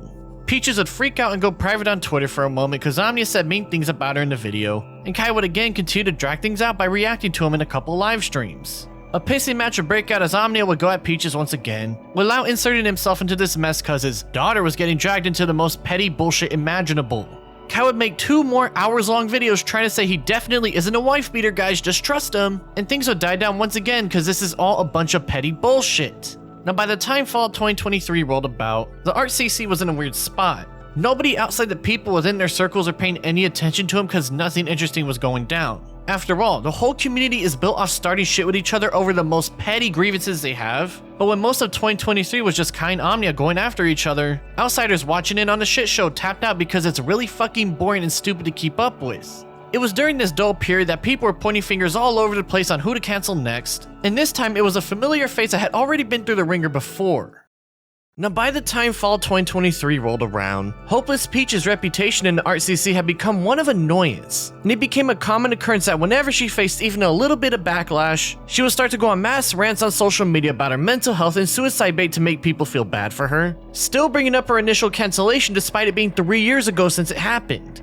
People were getting fed up with this act, and so in October that year, she would have multiple crash outs despite no reason for her to be acting like this as her public reputation shifted ever so slightly against her favor. Kai would sense blood in the water and release a 2-hour video under his new channel Zay titled Hopeless Peaches Leave Me Alone, with majority of the runtime just him bitching into the mic about how Peaches sucks. It's not an interesting video at all, but what was interesting was the comments were starting to agree with Kai about how Peaches is constantly being coddled in the community, showing that this shift is starting to grow in this ever-perplexing enigma that is the ArtCC. Now meanwhile on Lyo's end, on December 10th the Senate would announce he was not doing any more predator hunting and that they're slowing down that kind of activity in the server. It seemed that this was the end of an era and that it was time to move on once and for all, but things would take a sudden turn in the public eye the very next day after this post. On December 11th of that very next day, a Twitter user would make a call-out post about a mutual of theirs named Miles who was apparently grooming and assaulted over 15 people. However, Peaches would insert herself into the situation telling them to take the document down because they don't know what they're doing because they're a minor, while also trying to take control of these allegations herself in the process. The user wouldn't let up because that's some pretty unhinged behavior, and Peaches would respond saying how she's their senior and that they're rude and disrespectful and such, basically trying to bully this person into following their demands. This would all leak out to the public for people to see, and so Peaches would start to bait her life on the timeline again as she had gotten a reputation for doing so by this point in time. Soon after this happened, people found out that both Peaches and Lyle entered a Discord server where they were trying to contact Miles, with Lyle himself asking if someone had his IRL info after being informed that he was gone offline now. People on Twitter saw this as very unhinged behavior, and Peaches would start to break down for a bit before eventually simmering down just a few days later, talking about how she was overreacting and stuff, posting an apology on her main page for acting out of line, with Lyle doing the same on his end that same day as well. Omnia would expectedly chime in, seeing that Kai is trying to revitalize his online career and how he's still a piece of shit and all that in December as well. And by January 2024, Lyle and Peaches are still chilling together, as Lyle would announce a live stream to try and help get some money for Peaches because UK taxes suck. Things would simmer down from here again for a moment, but not before Kai decided to start beef with Lyle now, because the dude is the epitome of being a drama whore. The quick rundown is that Zay and Lyle agreed to debate each other, but Lyle flaked out and instead posted a video calling him a bunch of names and such. While it's not too important, there was a notable clip of him saying the reason he didn't end up debating Zay was because he doesn't want to be around creeps. Now, Zay wanted me to come on to stream with them so they could press me on some things, but after looking into all of this and seeing what they'll excuse and whom they'll collude with, I can easily say I'm just not interested. Don't really want to hang around creeps. This was interesting because Lyle is mostly known for hanging around creeps, albeit bullying them like they deserve to be rather than being cordial and such. And so some people start to question why he wasn't just upfront and say he didn't want to debate rather than make a whole surprise video to try and go after him over a petty argument in the YouTube comments section. Kai would continue to talk trash about Omnia and Peaches, this time about how they found out Peaches was dating someone named Toasty Vanilla at one point in time and made this drawing of their characters together during this time period. Omnia complained about Kai dragging their name into this mess yet again, given it was just a drawing of the two of them and nothing more, and would then go on this giant tirade about how she wants to make videos on Peaches again, seeing how the public was very clearly shifting their opinion on her, clearly just taking advantage of public favor to get back at her after Peaches went at them 2 years ago in revenge for the original Tobi Majestic / Hopeless Peaches drama that was over 3 years ago to this point. Meanwhile, the infamous Rosa Ramsey call would be unearthed for the public to see, in which Peaches and Lyle would bully a brain-damaged woman knowing she was mentally incompetent because they're insane like that. Exactly, like, I'm bisexual. Do you want to become my friend? Because I would rather see you stick your hand in a blender, personally. But you've chosen to be. You've chosen to be an immoral piece of garbage. You've chosen to dishonor your entire family line by acting like this. Because I have a feeling if your mother knew what actually happened instead of whatever lie you fed her, she'd toss you out. Or maybe she'd beat you senseless. Either of these I'm completely fine with, because frankly, I hope you never breed. I've seen pictures of you. I doubt you're going to, but I hope you never breed. Because, number one, we don't need your genes passing, not because you have autism or anything like that. I care very much so for people with disabilities, but because you have low moral character and you're going to raise your children to be just as stupid, weak, worthless, gutless like you are. People would finally see Peaches for the bully she truly was. Now she tried to delete negative comments talking about her. She would give up seeing she officially lost public favor as her second cancellation arc came full throttle. And this time, she completely deserved it. Omnia was sensed that it was officially time to get back at Peaches and stop procrastinating, and overall, things were not looking good for her whatsoever. It was around this time that a Twitter account named the Fruitcake Club Leaks, aka the FCK, would appear on the site on February 22nd, bragging about having a bunch of logs that would expose a lot of people from within the ArtCC. While this was seen as a red herring at first, this would be the beginning of the biggest story in the ArtCC since the Creepshow Art situation from 3 years prior. On that very same February 22nd day, Peaches would announce she was taking a break from the Senate, with most people assuming it was because of the recent hate wave against her. Little did they know, this would not be the case. On February 25th, 2024, Peaches would come out on Twitter and admit she was complicit in a Discord server that posted porn where minors were present when she was an adult. This caught many people by surprise as nobody knew what she was talking about, but it was starting to look like that Twitter account might be more than just some assumed random person. The very next day on the 26th, Lyle would upload a video about some random drama in the Senate, though this time he would bring Akumu back into the mix at the very end, saying that he's a liar and is posting a video about the FCK after him as a way to control the narrative and that he refused to give him the logs months ago. However, I draw the line at lying. There's a reason he's not going to release the FCK logs until after the video drops. It gives him control of the narrative. We, however, had a longtime server member give us access to the logs that Akumu will not release. Logs I asked him for months ago, by the way, that he refused to give. Within that very day, Akumu's video would drop as he would take a dive into the FCK and show people what had gone down in there back in the day. The FCK was a Discord server made way back during the Madame drama in 2019 as they plotted against her. That which eventually turned into a place where they started to plot against Akumu himself when he was a teenager and only had 49 subscribers on YouTube. Well, there are a lot of names involved and there were adults posting NSFW stuff around minors. We're here to focus on Peaches, such as how people were sending NSFW images to her in the server when she was 20 years old and that she abandoned the account at one point in time.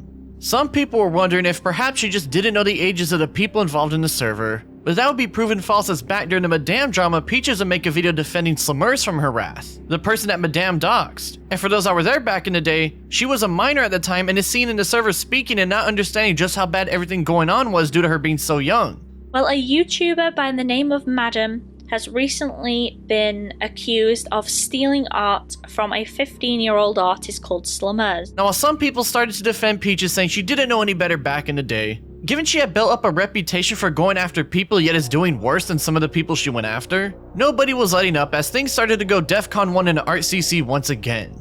It wouldn't get any better as there would be an instance where she would join a public call with one person only to find out he forgot to leave the call and was pleasuring himself, in which she starts to crack jokes about it instead of leaving the place right then and there due to its degeneracy. It was obvious that things were over for her, and it seemed very suspicious that she just happened to come out with this out of the blue just a day before Akumu's video dropped, and even more suspicious that Lyle tried to call out Akumu for trying to control the narrative just mere hours earlier. Now, it would turn out that Lyle had known that Akumu was working on a video about the FCK since March 2023, and at one point he would offer to invite Lyle to the server but instead would get banned from the Senate in October that year. Things were all quiet up until he announced that he was going to release the video on the FCK on February 6, 2024, setting the premiere for the video's release on the 22nd, with the full release 4 days later as we know already. It would get weirder as Peaches would put out that Twitter post on the 25th conveniently before the video's release, and it turns out an leaked DM that came out to the public after Kuma's initial vid that Lyle had the logs to the server for a few months now and speaking with someone who joined the server that very day.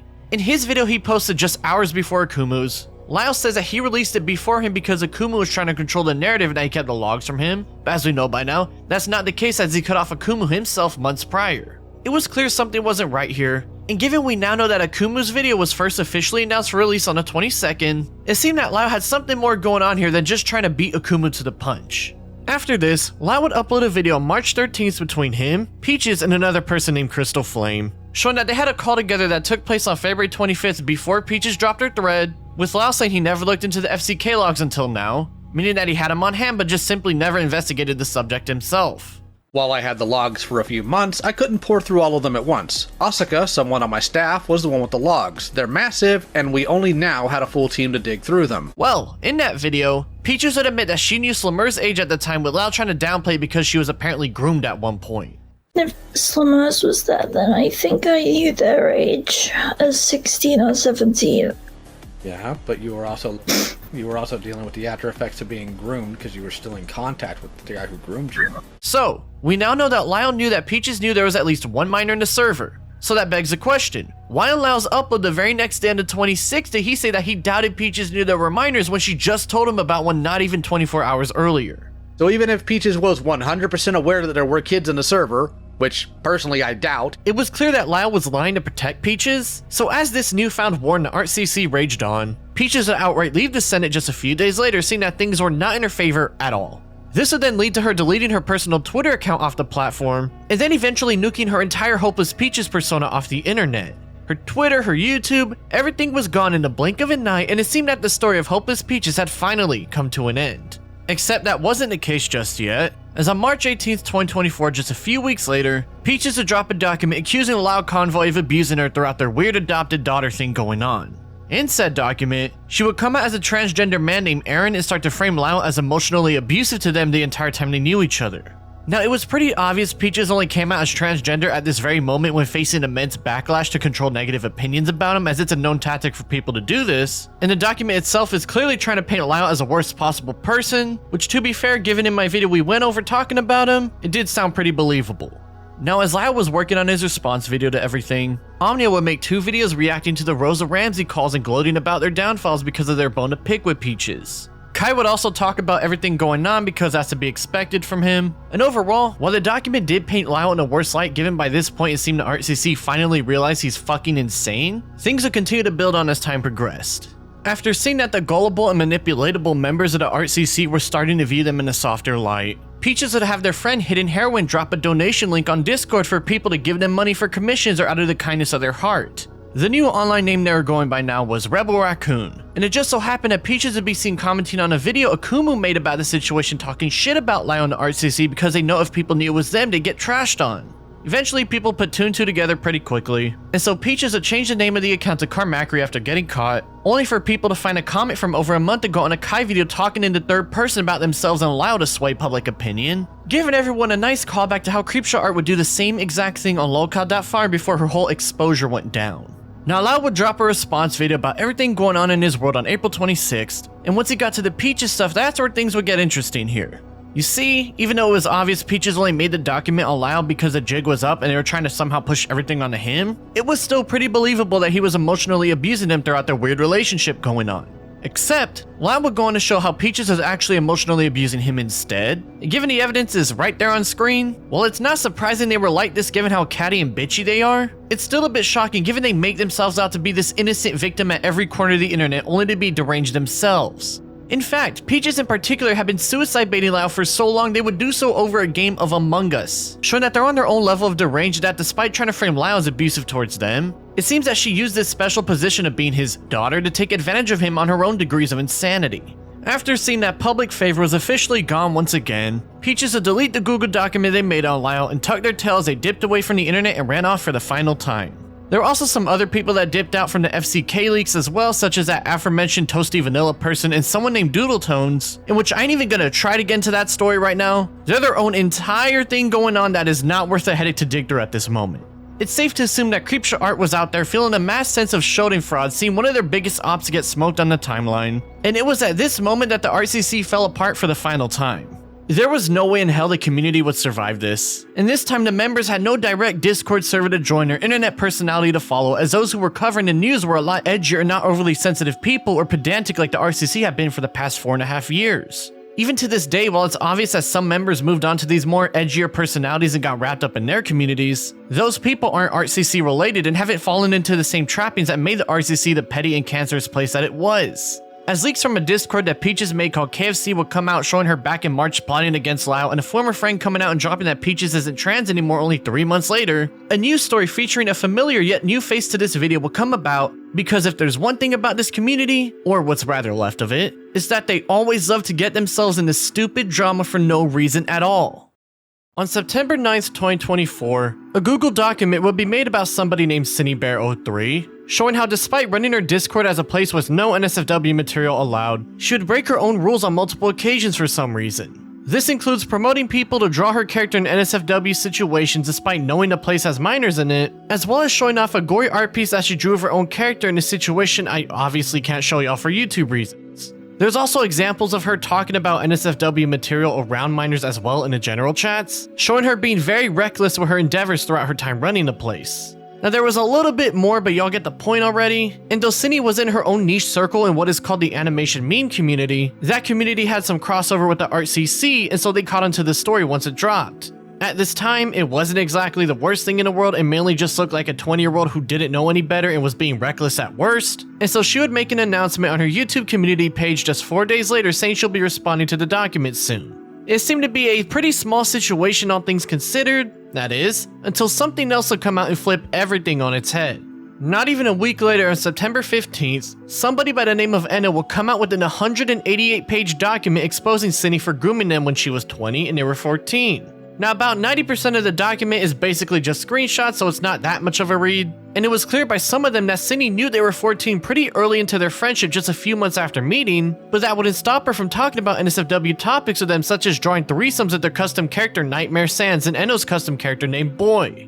This would come to fruition with a comic she drew involving Nightmare Sans being by multiple drawings of Boy that she sent to the minor, showing here that she was officially cooked. The very day this news dropped, Cindy would make a video admitting she was a groomer and that she'd be dipping from the internet from that point onwards, ending this short saga in less than a week. But the most serious thing I've done is I've groomed a minor.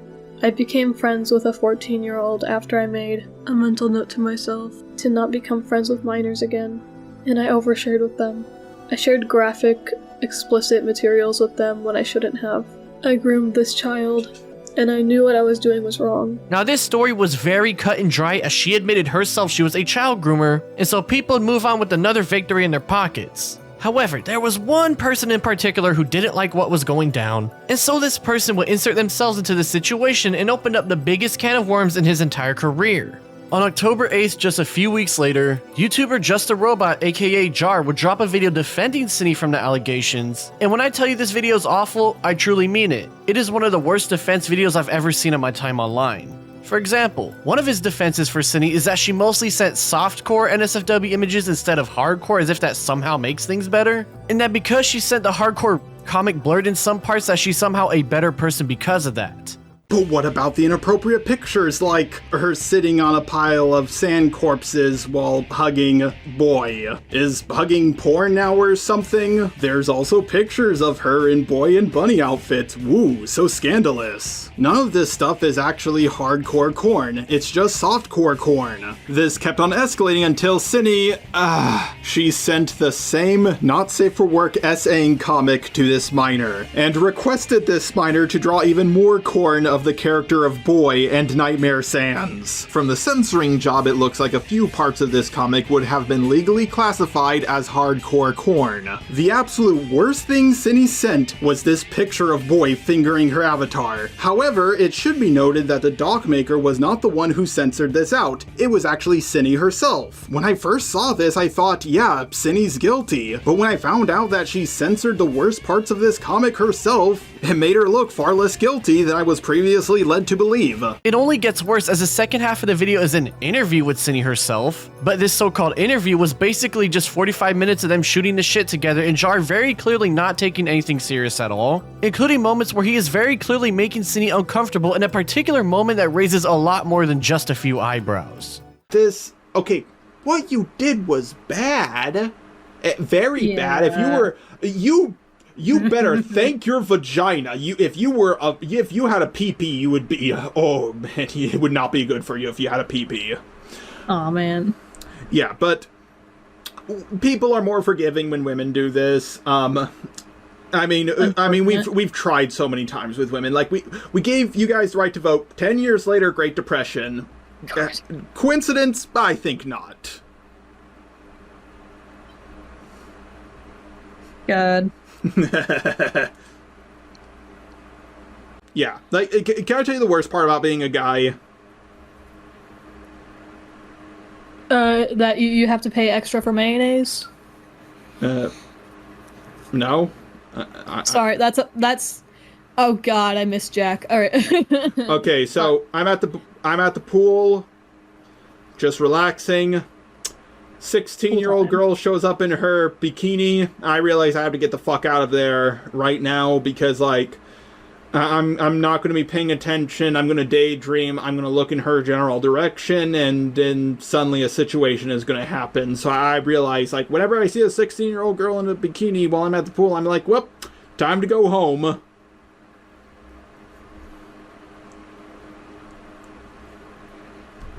Oh my God. Yeah. So, be thankful that you're a woman. Like, I know it sucks that you have to deal with periods and men not taking you seriously and men not listening to you. Now this story would not only go wild in the remnants of the ArtCC, as Jar's sheer ineptitude was that astounding to see, it would also make its way to the wider and more general commentary community scene, more specifically the streamer Chud Logic. Now Chud's side of the internet is nowhere close to the ArtCC. He's abrasive, loud, says retard and a whole lot of slurs online, something that the more liberal ArtCC circles absolutely despise. And worst of all, he's British. He would find himself watching Jar's response that he had already covered the Cindy story prior, and in turn would lambast it for being as awful as it was. In a move that I don't understand even to this very day, Cindy Bear 03 would think to herself, man, you know what? The only guy who is relevant and has over 200,000 subscribers who tried to defend me is not getting the response I expected, and will leak all their DMs together while Chud Logic was live on the air. This utter betrayal would open things up far more than anyone ever expected, as it would turn out from the very beginning Jar was already biased towards Cindy by creating a false narrative in his head that she was somehow set up the moment he met her, and in fact would even start to flirt with her by sending a message saying, "Wanna see my cock?" only to then post an image of a chicken. He would continue this flirting by replying to a picture of a cat saying "nice pussy," and at the very end would notably mention how he planned to send his response video to Chud Logic himself in order to use his influence and audience to try and sway public perception, not because he thought he just might like it for content as a fan. The dude even had Cindy draw the thumbnail for his video and had a Discord sleepy time call talking to her on the phone to help go to sleep, and it was all too obvious this guy was clearly not taking any of this seriously and had huge bias to the people looking into it so far.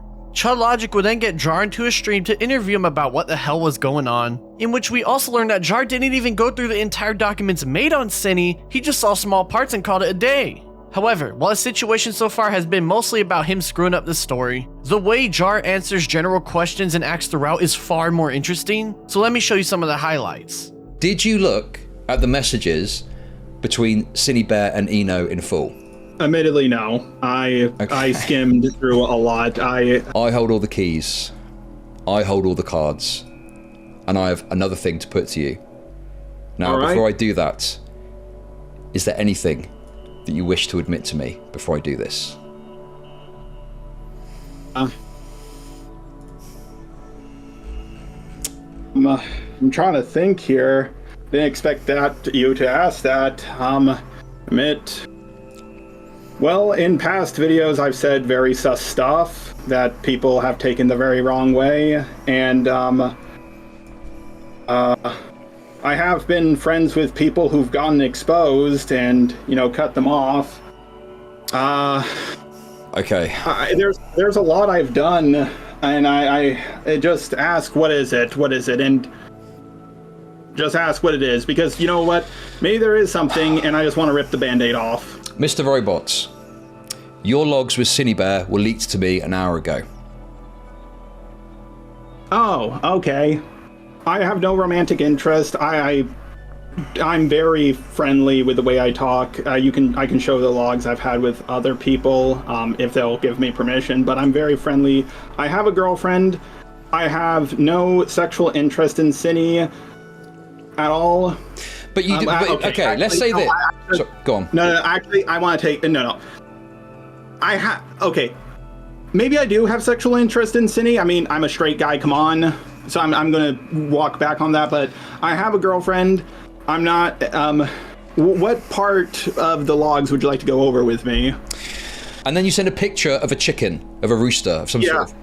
That's my humor. Okay.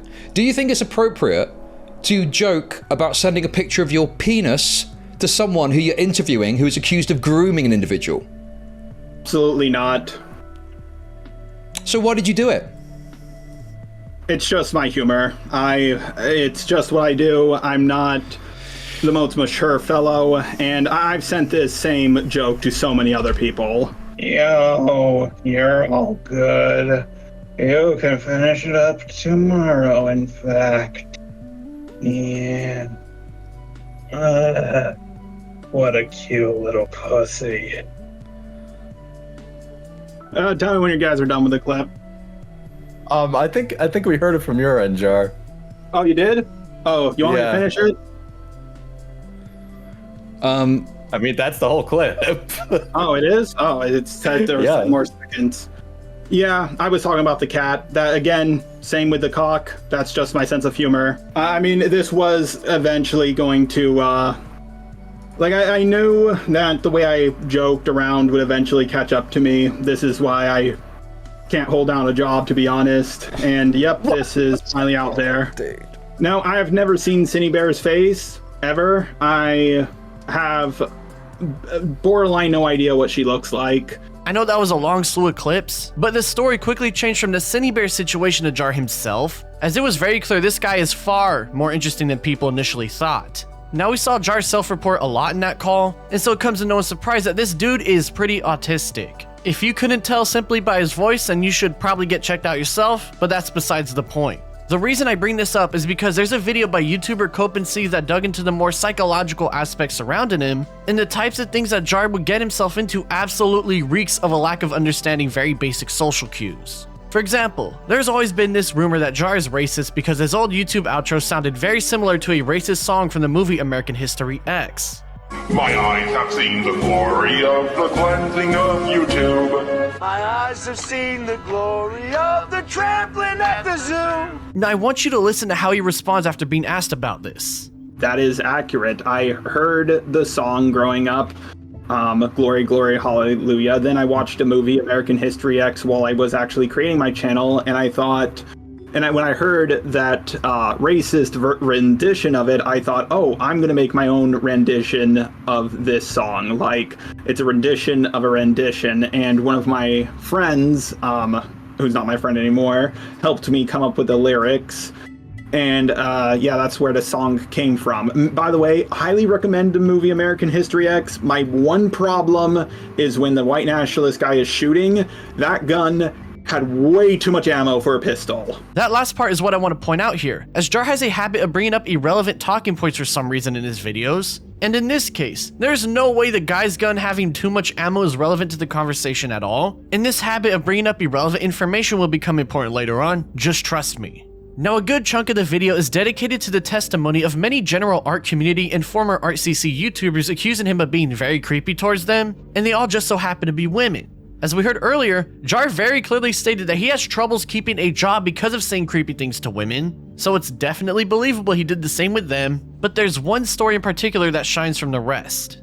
At VidCon 2023, Jar, despite having a girlfriend according to himself, would try to rizz up someone named Mally Malware so he could meet up and have drinks and possibly even go back to his room together. Mally would turn him down, and he would still try to meet up with her and even softly pressure her in a self-deprecating manner by saying how he would totally pull out a gun on her in what is the worst example of someone trying to rizz someone up I think I've ever seen. Now obviously to us this reads as creepy, but to Jar he reads it as just being funny. Because there was another situation that happened at VidCon that is far more interesting than this one, where he went up to fellow ArtCC YouTuber Ponder Sprocket and was being creepy towards her. And in fact, she even made a video talking about how creepy he was under anonymity for the sake of not wanting to start shit with him. Yeah. The version I've heard is you sort of approaching her and shaking her hand, telling her who you were, and then laughing manically while walking away. Okay. Yeah, I get that. So what actually happened was I sat down to eat some ice cream, and then I heard Ponder's voice, and I looked to my left and I noticed, that person looks like Ponder. And then I read the name tag and I was like, oh my god, this is Ponder. So I said, oh, are you Ponder Sprocket? She gave me a sticker. I shook her hand. I said, I'm also a YouTuber. And she says, oh, who? And I said, just a robot. She yelled out, oh my god. And I immediately let go of her hand. She says I squeezed it, but I distinctly remember letting go, like just letting go immediately because I didn't want it to linger. And then I walked away. And then when I got inside, I kind of laughed about it because of her reaction. I mean, with the messages you sent to Mally, you understand that those come across in quite... I mean, I know we're not saying flirtatious as a jokey side to it, but I mean, you did say, well, if you don't want to meet up or VC, we could meet for drinks and come to my hotel room. And then I said, lol, JK, or something.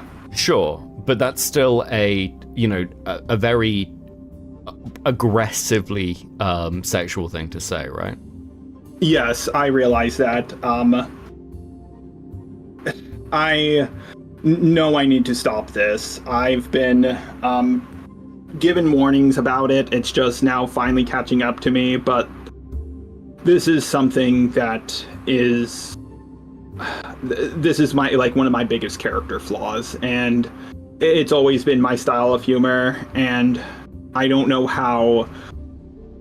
I'm going to try to get better, but sometimes I think, can I even do that? I know that was another long clip, but it's fascinating to see how in Jar's eyes he's just joking, but into everyone else's eyes he's being a massive creep. And the fact he understands how people see that yet continues to act that way given the situation went down over a year ago is just so interesting. He has the self-awareness that he needs to fix himself, yet has never done anything about that for many years for reasons only he truly understands, and has continued to creep out many women online because of it. He reminds me a lot of that meme with the two office workers where they both compliment the same thing to a fellow female coworker, but the clearly nerdy and ugly guy gets human resources called on him instead of her taking the compliment like with the handsome guy above. Jar reminds me a lot of that ugly nerdy guy with the way he is overall, as while he's never done something to other women that's unforgivable as of this video, he's been a continuous creep to them and knew about this yet continued to act this way for many years. Now there was some other stuff about Jar traveling around this very tiny corner of the internet, but they weren't relevant to anything at hand and were mostly just embarrassing things no one needed to know about him.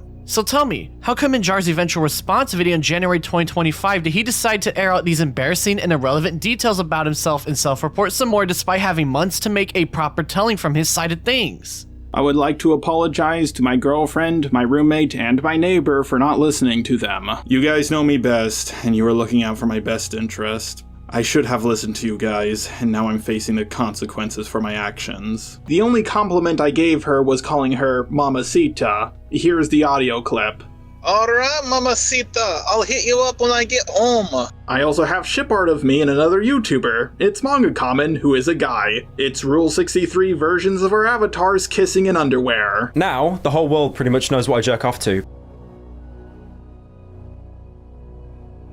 First of all, yeah, I always had a thing for Jade Animation's avatar. I've never kept that fact hidden. I even asked her out on a date at the end of my first Daft Pina video, and then she immediately uploaded a video saying that she was asexual.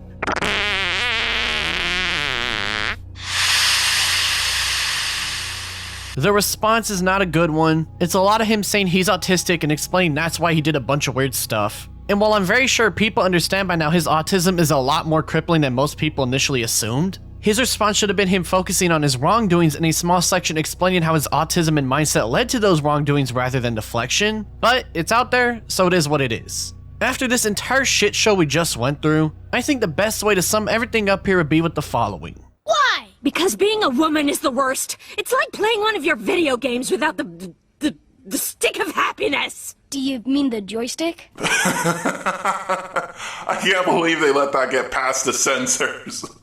For those of you who don't get the joke, the joystick is a metaphor for penis. Now there were a couple stories that I couldn't fit in here mainly because they were either secondary or tertiary in nature and weren't directly connected to the major workings of the art commentary community, or because the people involved were irrelevant and or their stories were simply stupid and boring. Given we finally made it to the last chapter of our journey, I figure it's best if we do a short where are they now kind of segment on the major players throughout the ArtCC and what they've been up to in recent times. After her controversy, Madame would change her channel name to Princess Ash and eventually just Ash to try and get away from it all, but would end up getting terminated sometime in 2020 after this failed attempt. Recently in March 2025, a YouTube channel named Smeower that was using an AI voice of hers would mysteriously disappear after YouTuber Tosify made a video covering Madame's antics. Was this Madame herself or someone just using her voice? Who knows, but it's clear the ghost of Madame's past still haunts us to this very day. Antoons is still around making his content after the ArtCC failed to run him off the internet. Tobi still periodically uses Twitter, and Hopeless Peaches is still gone as far as I can tell, though it's likely she's using an alt account under an unknown identity. There have been rumors of Creepshow Art running a new and very successful channel on YouTube, but given the evidence I've seen, I'm not going to mention the channel by name, as the main piece seems to mostly just be a coincidence as far as it looks like. Omnia is still chilling on Twitter, and while there have been a bunch of rumors about Jar's whereabouts, there's no evidence to support him so I won't say, so I'm gonna assume he's still on break as they said he planned on getting back into content creation one day.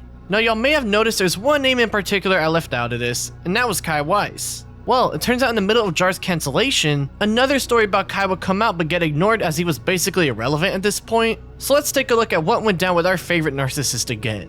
On November 7th, 2024, a Twitter account named Oreo would drop a document after they did a recent investigation into Kai themselves. To make a long story short, a person from Bolivia named Drea would meet Kai on the dating app Hinge in January 2024, and it would turn out she lied about being 18 as she was actually 17 and 2 months away from turning that age. Kai was 23 at the time and would try to cut her off, but she would insist on staying together and he would give in, starting up this relationship together.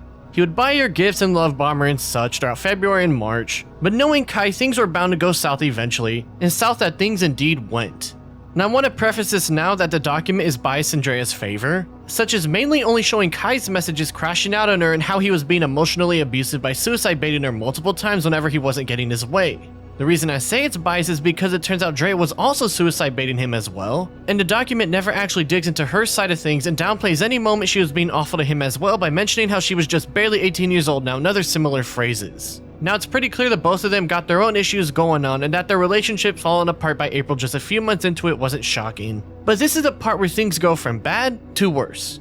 Around mid to late April, their relationship would fall apart as they would break up, but instead of Kai leaving it be as Drea wanted nothing to do with him anymore, he would start to constantly harass her through text and in his typical narcissistic self would try to push everything onto her as he totally wasn't a bad guy at all, guys, just trust him, even at some points using financial manipulation similar to the Omnia situation about how he said he would help her mother with money issues, but since they're breaking up that's off the table.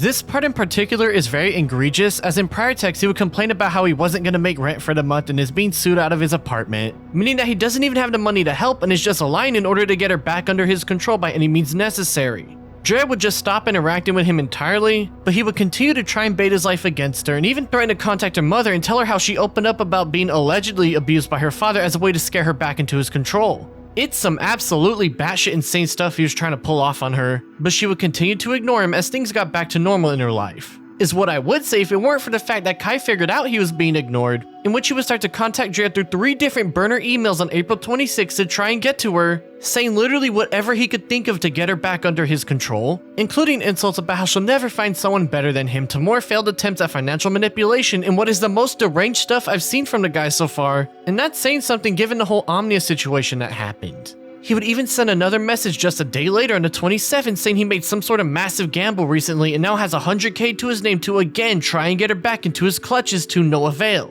After seeing that Drea was officially done with him even after this magical 100k was now in the bank, Kai would follow through with his threat to contact her mother and start to send messages to her to paint Drea in the worst light he possibly could.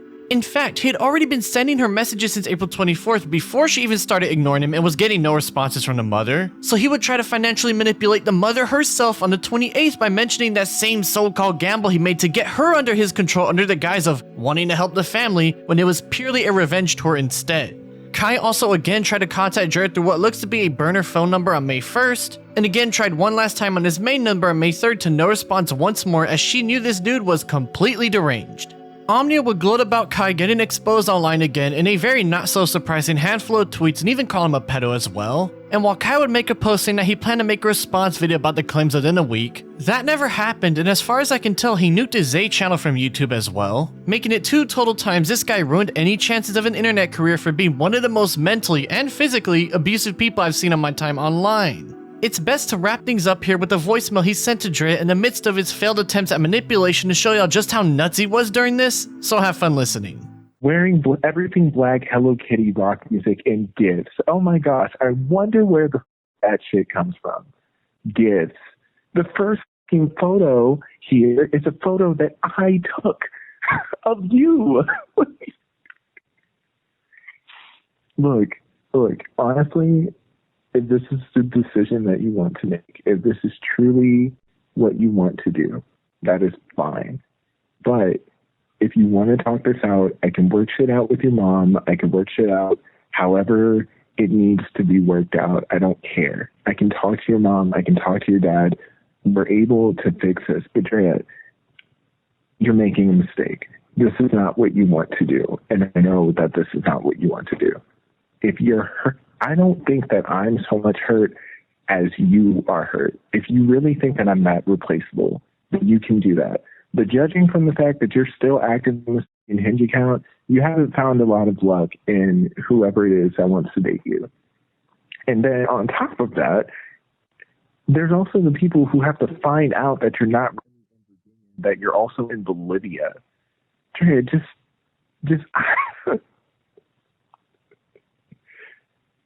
do you seriously want to do that? Gabby. Do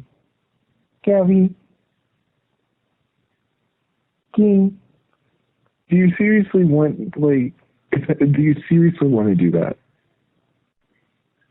Listen, Gabby. If this is seriously something that you want to do, then that's completely fine. I this shit is ridiculous to me, which is why I'm not. But if you really want to do this, then that's fine. But you're looking for me in another person. And if you really think that you can replace me in the same week that you broke up with me without any complications in that next relationship, then you're making a mistake. I hope you think about this, and that's it for me. Yeah, as you can tell, that last chapter was pretty damn crazy. Unless that new Kai stuff is some elaborate scheme, and I'm talking one of the most elaborate I've ever seen in my time making videos, it's safe to assume he'll never have a chance at an internet career ever again due to how batshit insane he is. Shout out to my channel members for helping support my content, and shout out to my bestie tier members Wrathwollen, Nami, Cody, Laura Hertzman, Cheems, Daniel, Mystical GB, Hyper aka V, and Trendy Dragon. Go check out my Patreon and YouTube memberships if you want to support me yourself in the description below, and I hope you join as soon as you can. You know, after seeing all these ArtCC videos where it's mostly just them talking into their mic with some artist footage in the background, I figured the best way to end this video off would be mimicking that style in the way I know it best, which is with gameplay footage. After all the work I've done digging through this community and figuring out the ins and outs of it, I'm very confident in saying it's a top 5 in the most cancerous community I've ever seen on my time online. The people in this community, be it the fans or the creators, are some of the most pedantic, semantic, and overly sensitive people I've ever seen in my time online. People will make video after video after video on somebody on some of the most stupid shit imaginable. The Hopeless Peaches situation, the original one, you know, before she was crazy, that was the dumbest thing I've ever witnessed. I had to put all that together, and in my head I'm just thinking to myself, this is fucking retarded. All she did was not condemn the Tobi shit as hard as people wanted, and so they all just bashed her because they're fucking crazy. And then in hindsight, it's kind of funny in a way because the Tobi situation was probably the most tame out of everything I covered in this video, and yet the community still felt that they had to bully Peaches just because she wasn't as hard as they wanted her to be on them. That's nuts! Like, sure, she ended up being crazy herself years later, but that's not really relevant to her original story. And I'll never forget how dumbfounded I was after piecing everything together in that case after going through each and every detail, as I had never seen a community so stupid like that until then. And that's not even the craziest part of this video, as you've seen, as even though most of the people who went after Peaches are irrelevant now, one of the main players in Creepshow Art was way worse than Peaches even after her second initial situation went down. Creepshow Art was stalking Emily for a decade, bro. That is insane. I will never forget when that story dropped. I was shocked. I've never seen something on that level until, you know, when it all came out.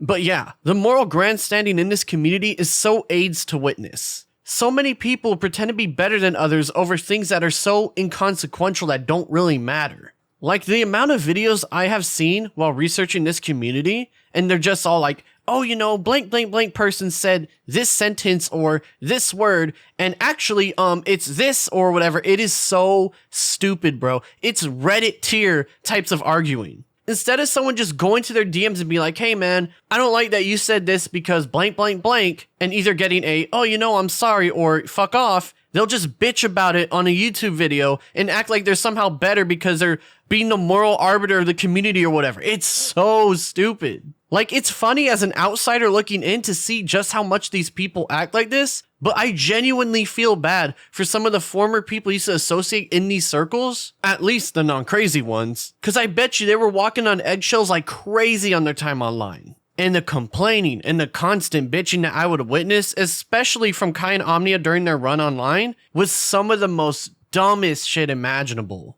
This whole community, the only thing they really knew how to do was just complain about the dumbest thing. And a lot of times what these people would do is they'd morally grandstand on stuff they have no reason to grandstand on. The only reason they would do it was because they want to seem better than the person they're complaining about. This happens all the time on the internet, but in this specific community, I mean, as we've seen together, we've seen it on levels that we never thought were possible. Kai Weiss over here is like, Omnia called the cops on me. That's like rescinding the black allyship or whatever. Meanwhile, he beat them and then was doing that whole shit to the girl over in Bolivia. Like, bro. And the fact this guy thinks he has any reason to talk at all was astounding to me. And the fact there were some people who were falling for his shit was even more astounding to me. I genuinely could not believe there were comments talking good about Kai after the whole Omnia thing went down. It was so funny seeing how stupid some of the members of this community are. Like, dude, there were comments after he was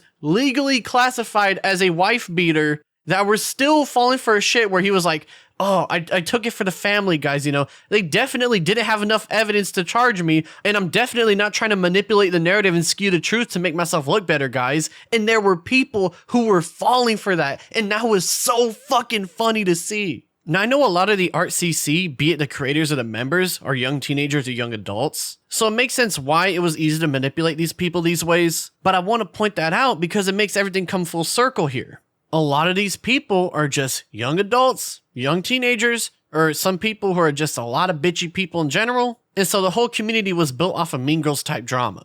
It's ironic because the story that actually built the community, the Madame situation, wasn't Mean Girls type drama. She doxed Lemurs. That's a pretty good story no matter what community you're in online. But majority of stuff after that was just people complaining. And then when people would see that these videos complaining about so-and-so for blank, blank, blank were getting so many views, other people would see that and be like, you know what? It's my turn to get in on the YouTube scene and make easy money. Because let's face it, it's easy money to complain about stuff online, but then you find yourself in a community where it's just built off of pedantically picking apart everybody's stuff. Funny enough, Tobi Majestic, when she was ranting in one of her videos, she made a great point about how people in the community were constantly just picking at every tiny detail. What did she say? Like hyper-analyze or hyper-contextualize whatever, every tiny detail. And I was like, damn, that still to this day is spot on for the way this community was during its time online. You can tell that a lot of videos made in this community wasn't to explain a story better or break it down for people to understand easier. It was to satiate their own fragile egos. You can really notice that in Kai and Omnia's old videos online if you could find them. So I'd say if you want an example for it, go look at their stuff. And some of Peach's stuff is the same, but not nearly on the same level. On one hand, it's kind of sad in a way, and on the other hand, it's like, whatever. Because it's something that really isn't that big of a deal. Everybody has dealt with somebody like this in their real life, where they just constantly need to be like the person, or the best person in the room, or whatever. And to me personally, I'm so used to dealing with these kind of people in my life, just general life experience. So it's hard for me to care beyond just, oh, okay, I see how you're acting, I'm probably never going to interact with you or speak to you or whatever. I'm sure you guys understand where I'm coming from on this one. It's something that we've all dealt with before. If there was anything that I would say to wrap up my experience researching this community and trying to figure out the ins and out of it while making this video, I would say that I genuinely despise most of the content creators and members, you guys aren't safe either, for just being those kinds of people that you just don't want to be around. Complaining and whining about all these tiny details and pretending like you're better than somebody, that's just a recipe for being a personality that sucks. And in this case, a lot of the content creators who were doing this complaining and moral grandstanding ended up being pieces of shit themselves. And it's not like people don't have their faults. Everybody has their faults. That's just how humanity is like. But it's when you build your entire identity going after other people for tiny innocuous shit that makes everything blow up in your face here. It's not surprising that the community was like this during its time online. It's more surprising that you could build a community off this stuff to begin with. Now, right now, the community is in a bit of a weird spot. I know I've said that it's dead, and to be fair, I still believe at this current moment that it is dead, but let me give you a quick history lesson on how it was formed and where it's at now. The ArtCC was built off of the DeviantArt Ranters community, which is people complaining about art, and the slideshow commentary community scene, which is where the character stills kind of really started from. They became the ArtCC, and now after the Hopeless Peaches Part 2 stuff went down, they've seen a mostly split into the general artist commentary scene, not the art commentary community scene, there's a little bit of a difference, and the general commentary scene. I've kind of seen how the new quote-unquote ArtCC is starting to form, but it's not really going to be the ArtCC. If anything, it'll be like the ArtCC Part 2, because majority of the main players of the ArtCC are gone, and it seems to be smaller players from the general artist scene or the old ArtCC, or even some general commentary people, all combining into this ArtCC2 that I see that is forming. I would say it's still splintered, and though I do believe the ArtCC2 will eventually become a thing one day, right now it's in its baby stages, and if anything, I think it'll take probably a year or two until the ArtCC2 actually, forms together. Now, seeing how time is a flat circle and how the ArtCC fell apart, I'm willing to bet that if the ArtCC2 does eventually form together, it'll fall apart in the same exact way this community did, and it would make for another great deep dive in a couple more years. Actually, I just noticed while working on this video that Jar's making content again on his second channel despite everything that went down. So hey, maybe this will be like the baby steps of the ArtCC2 forming together. This will be like their first big story or whatever. I don't know. And if you ask me personally, I don't really care that he's making content again. I'm more interested in whether this leads to more better content for me to cover in the future, or if this kind of just fizzles out into whatever.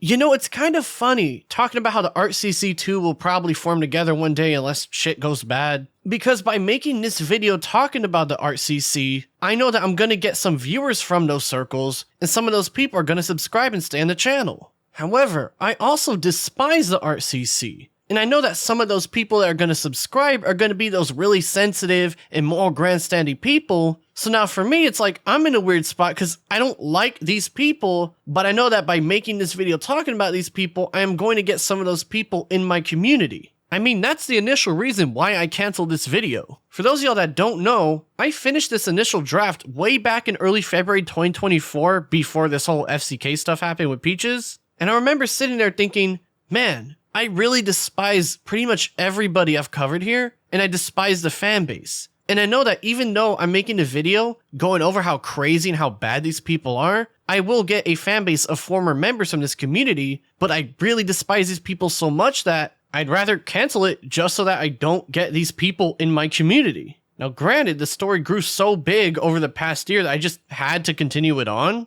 I mean, y'all saw the Lao Convoy video. That was a spin-off of this project. That is how deep this community stuff went. And so I had to put all that aside because this was just something that I just couldn't pass up on. It was such a good story. I'm just gonna have to live with the fact that I'm gonna get some of those extremely morally grandstandy and sensitive and bitchy people in my community. And if you watching happen to be one of those self-aware people who knows that you're like this, I would suggest you figure those issues out because there is no way that I'm going to stoop down to such a low level to cater to such annoying people. But yeah, here we are at the end after digging through 2 hours of one of the most cancerous and toxic places on YouTube. And though it seems that an entire second iteration of the community is starting to form, it's looking like it'll take a lot longer than most people initially assumed. Well, I normally like to keep up with crazy communities so I could see if there's a story for me to cover in there. Honestly, I think I might just leave it be because these people suck that much to me. But then again, after going through it all and seeing that there's a new one forming, there's bound to be another extremely crazy story that'll form one day, so maybe I'll end up covering something about these people again one day in the future. I don't know, but given how crazy their history has gone,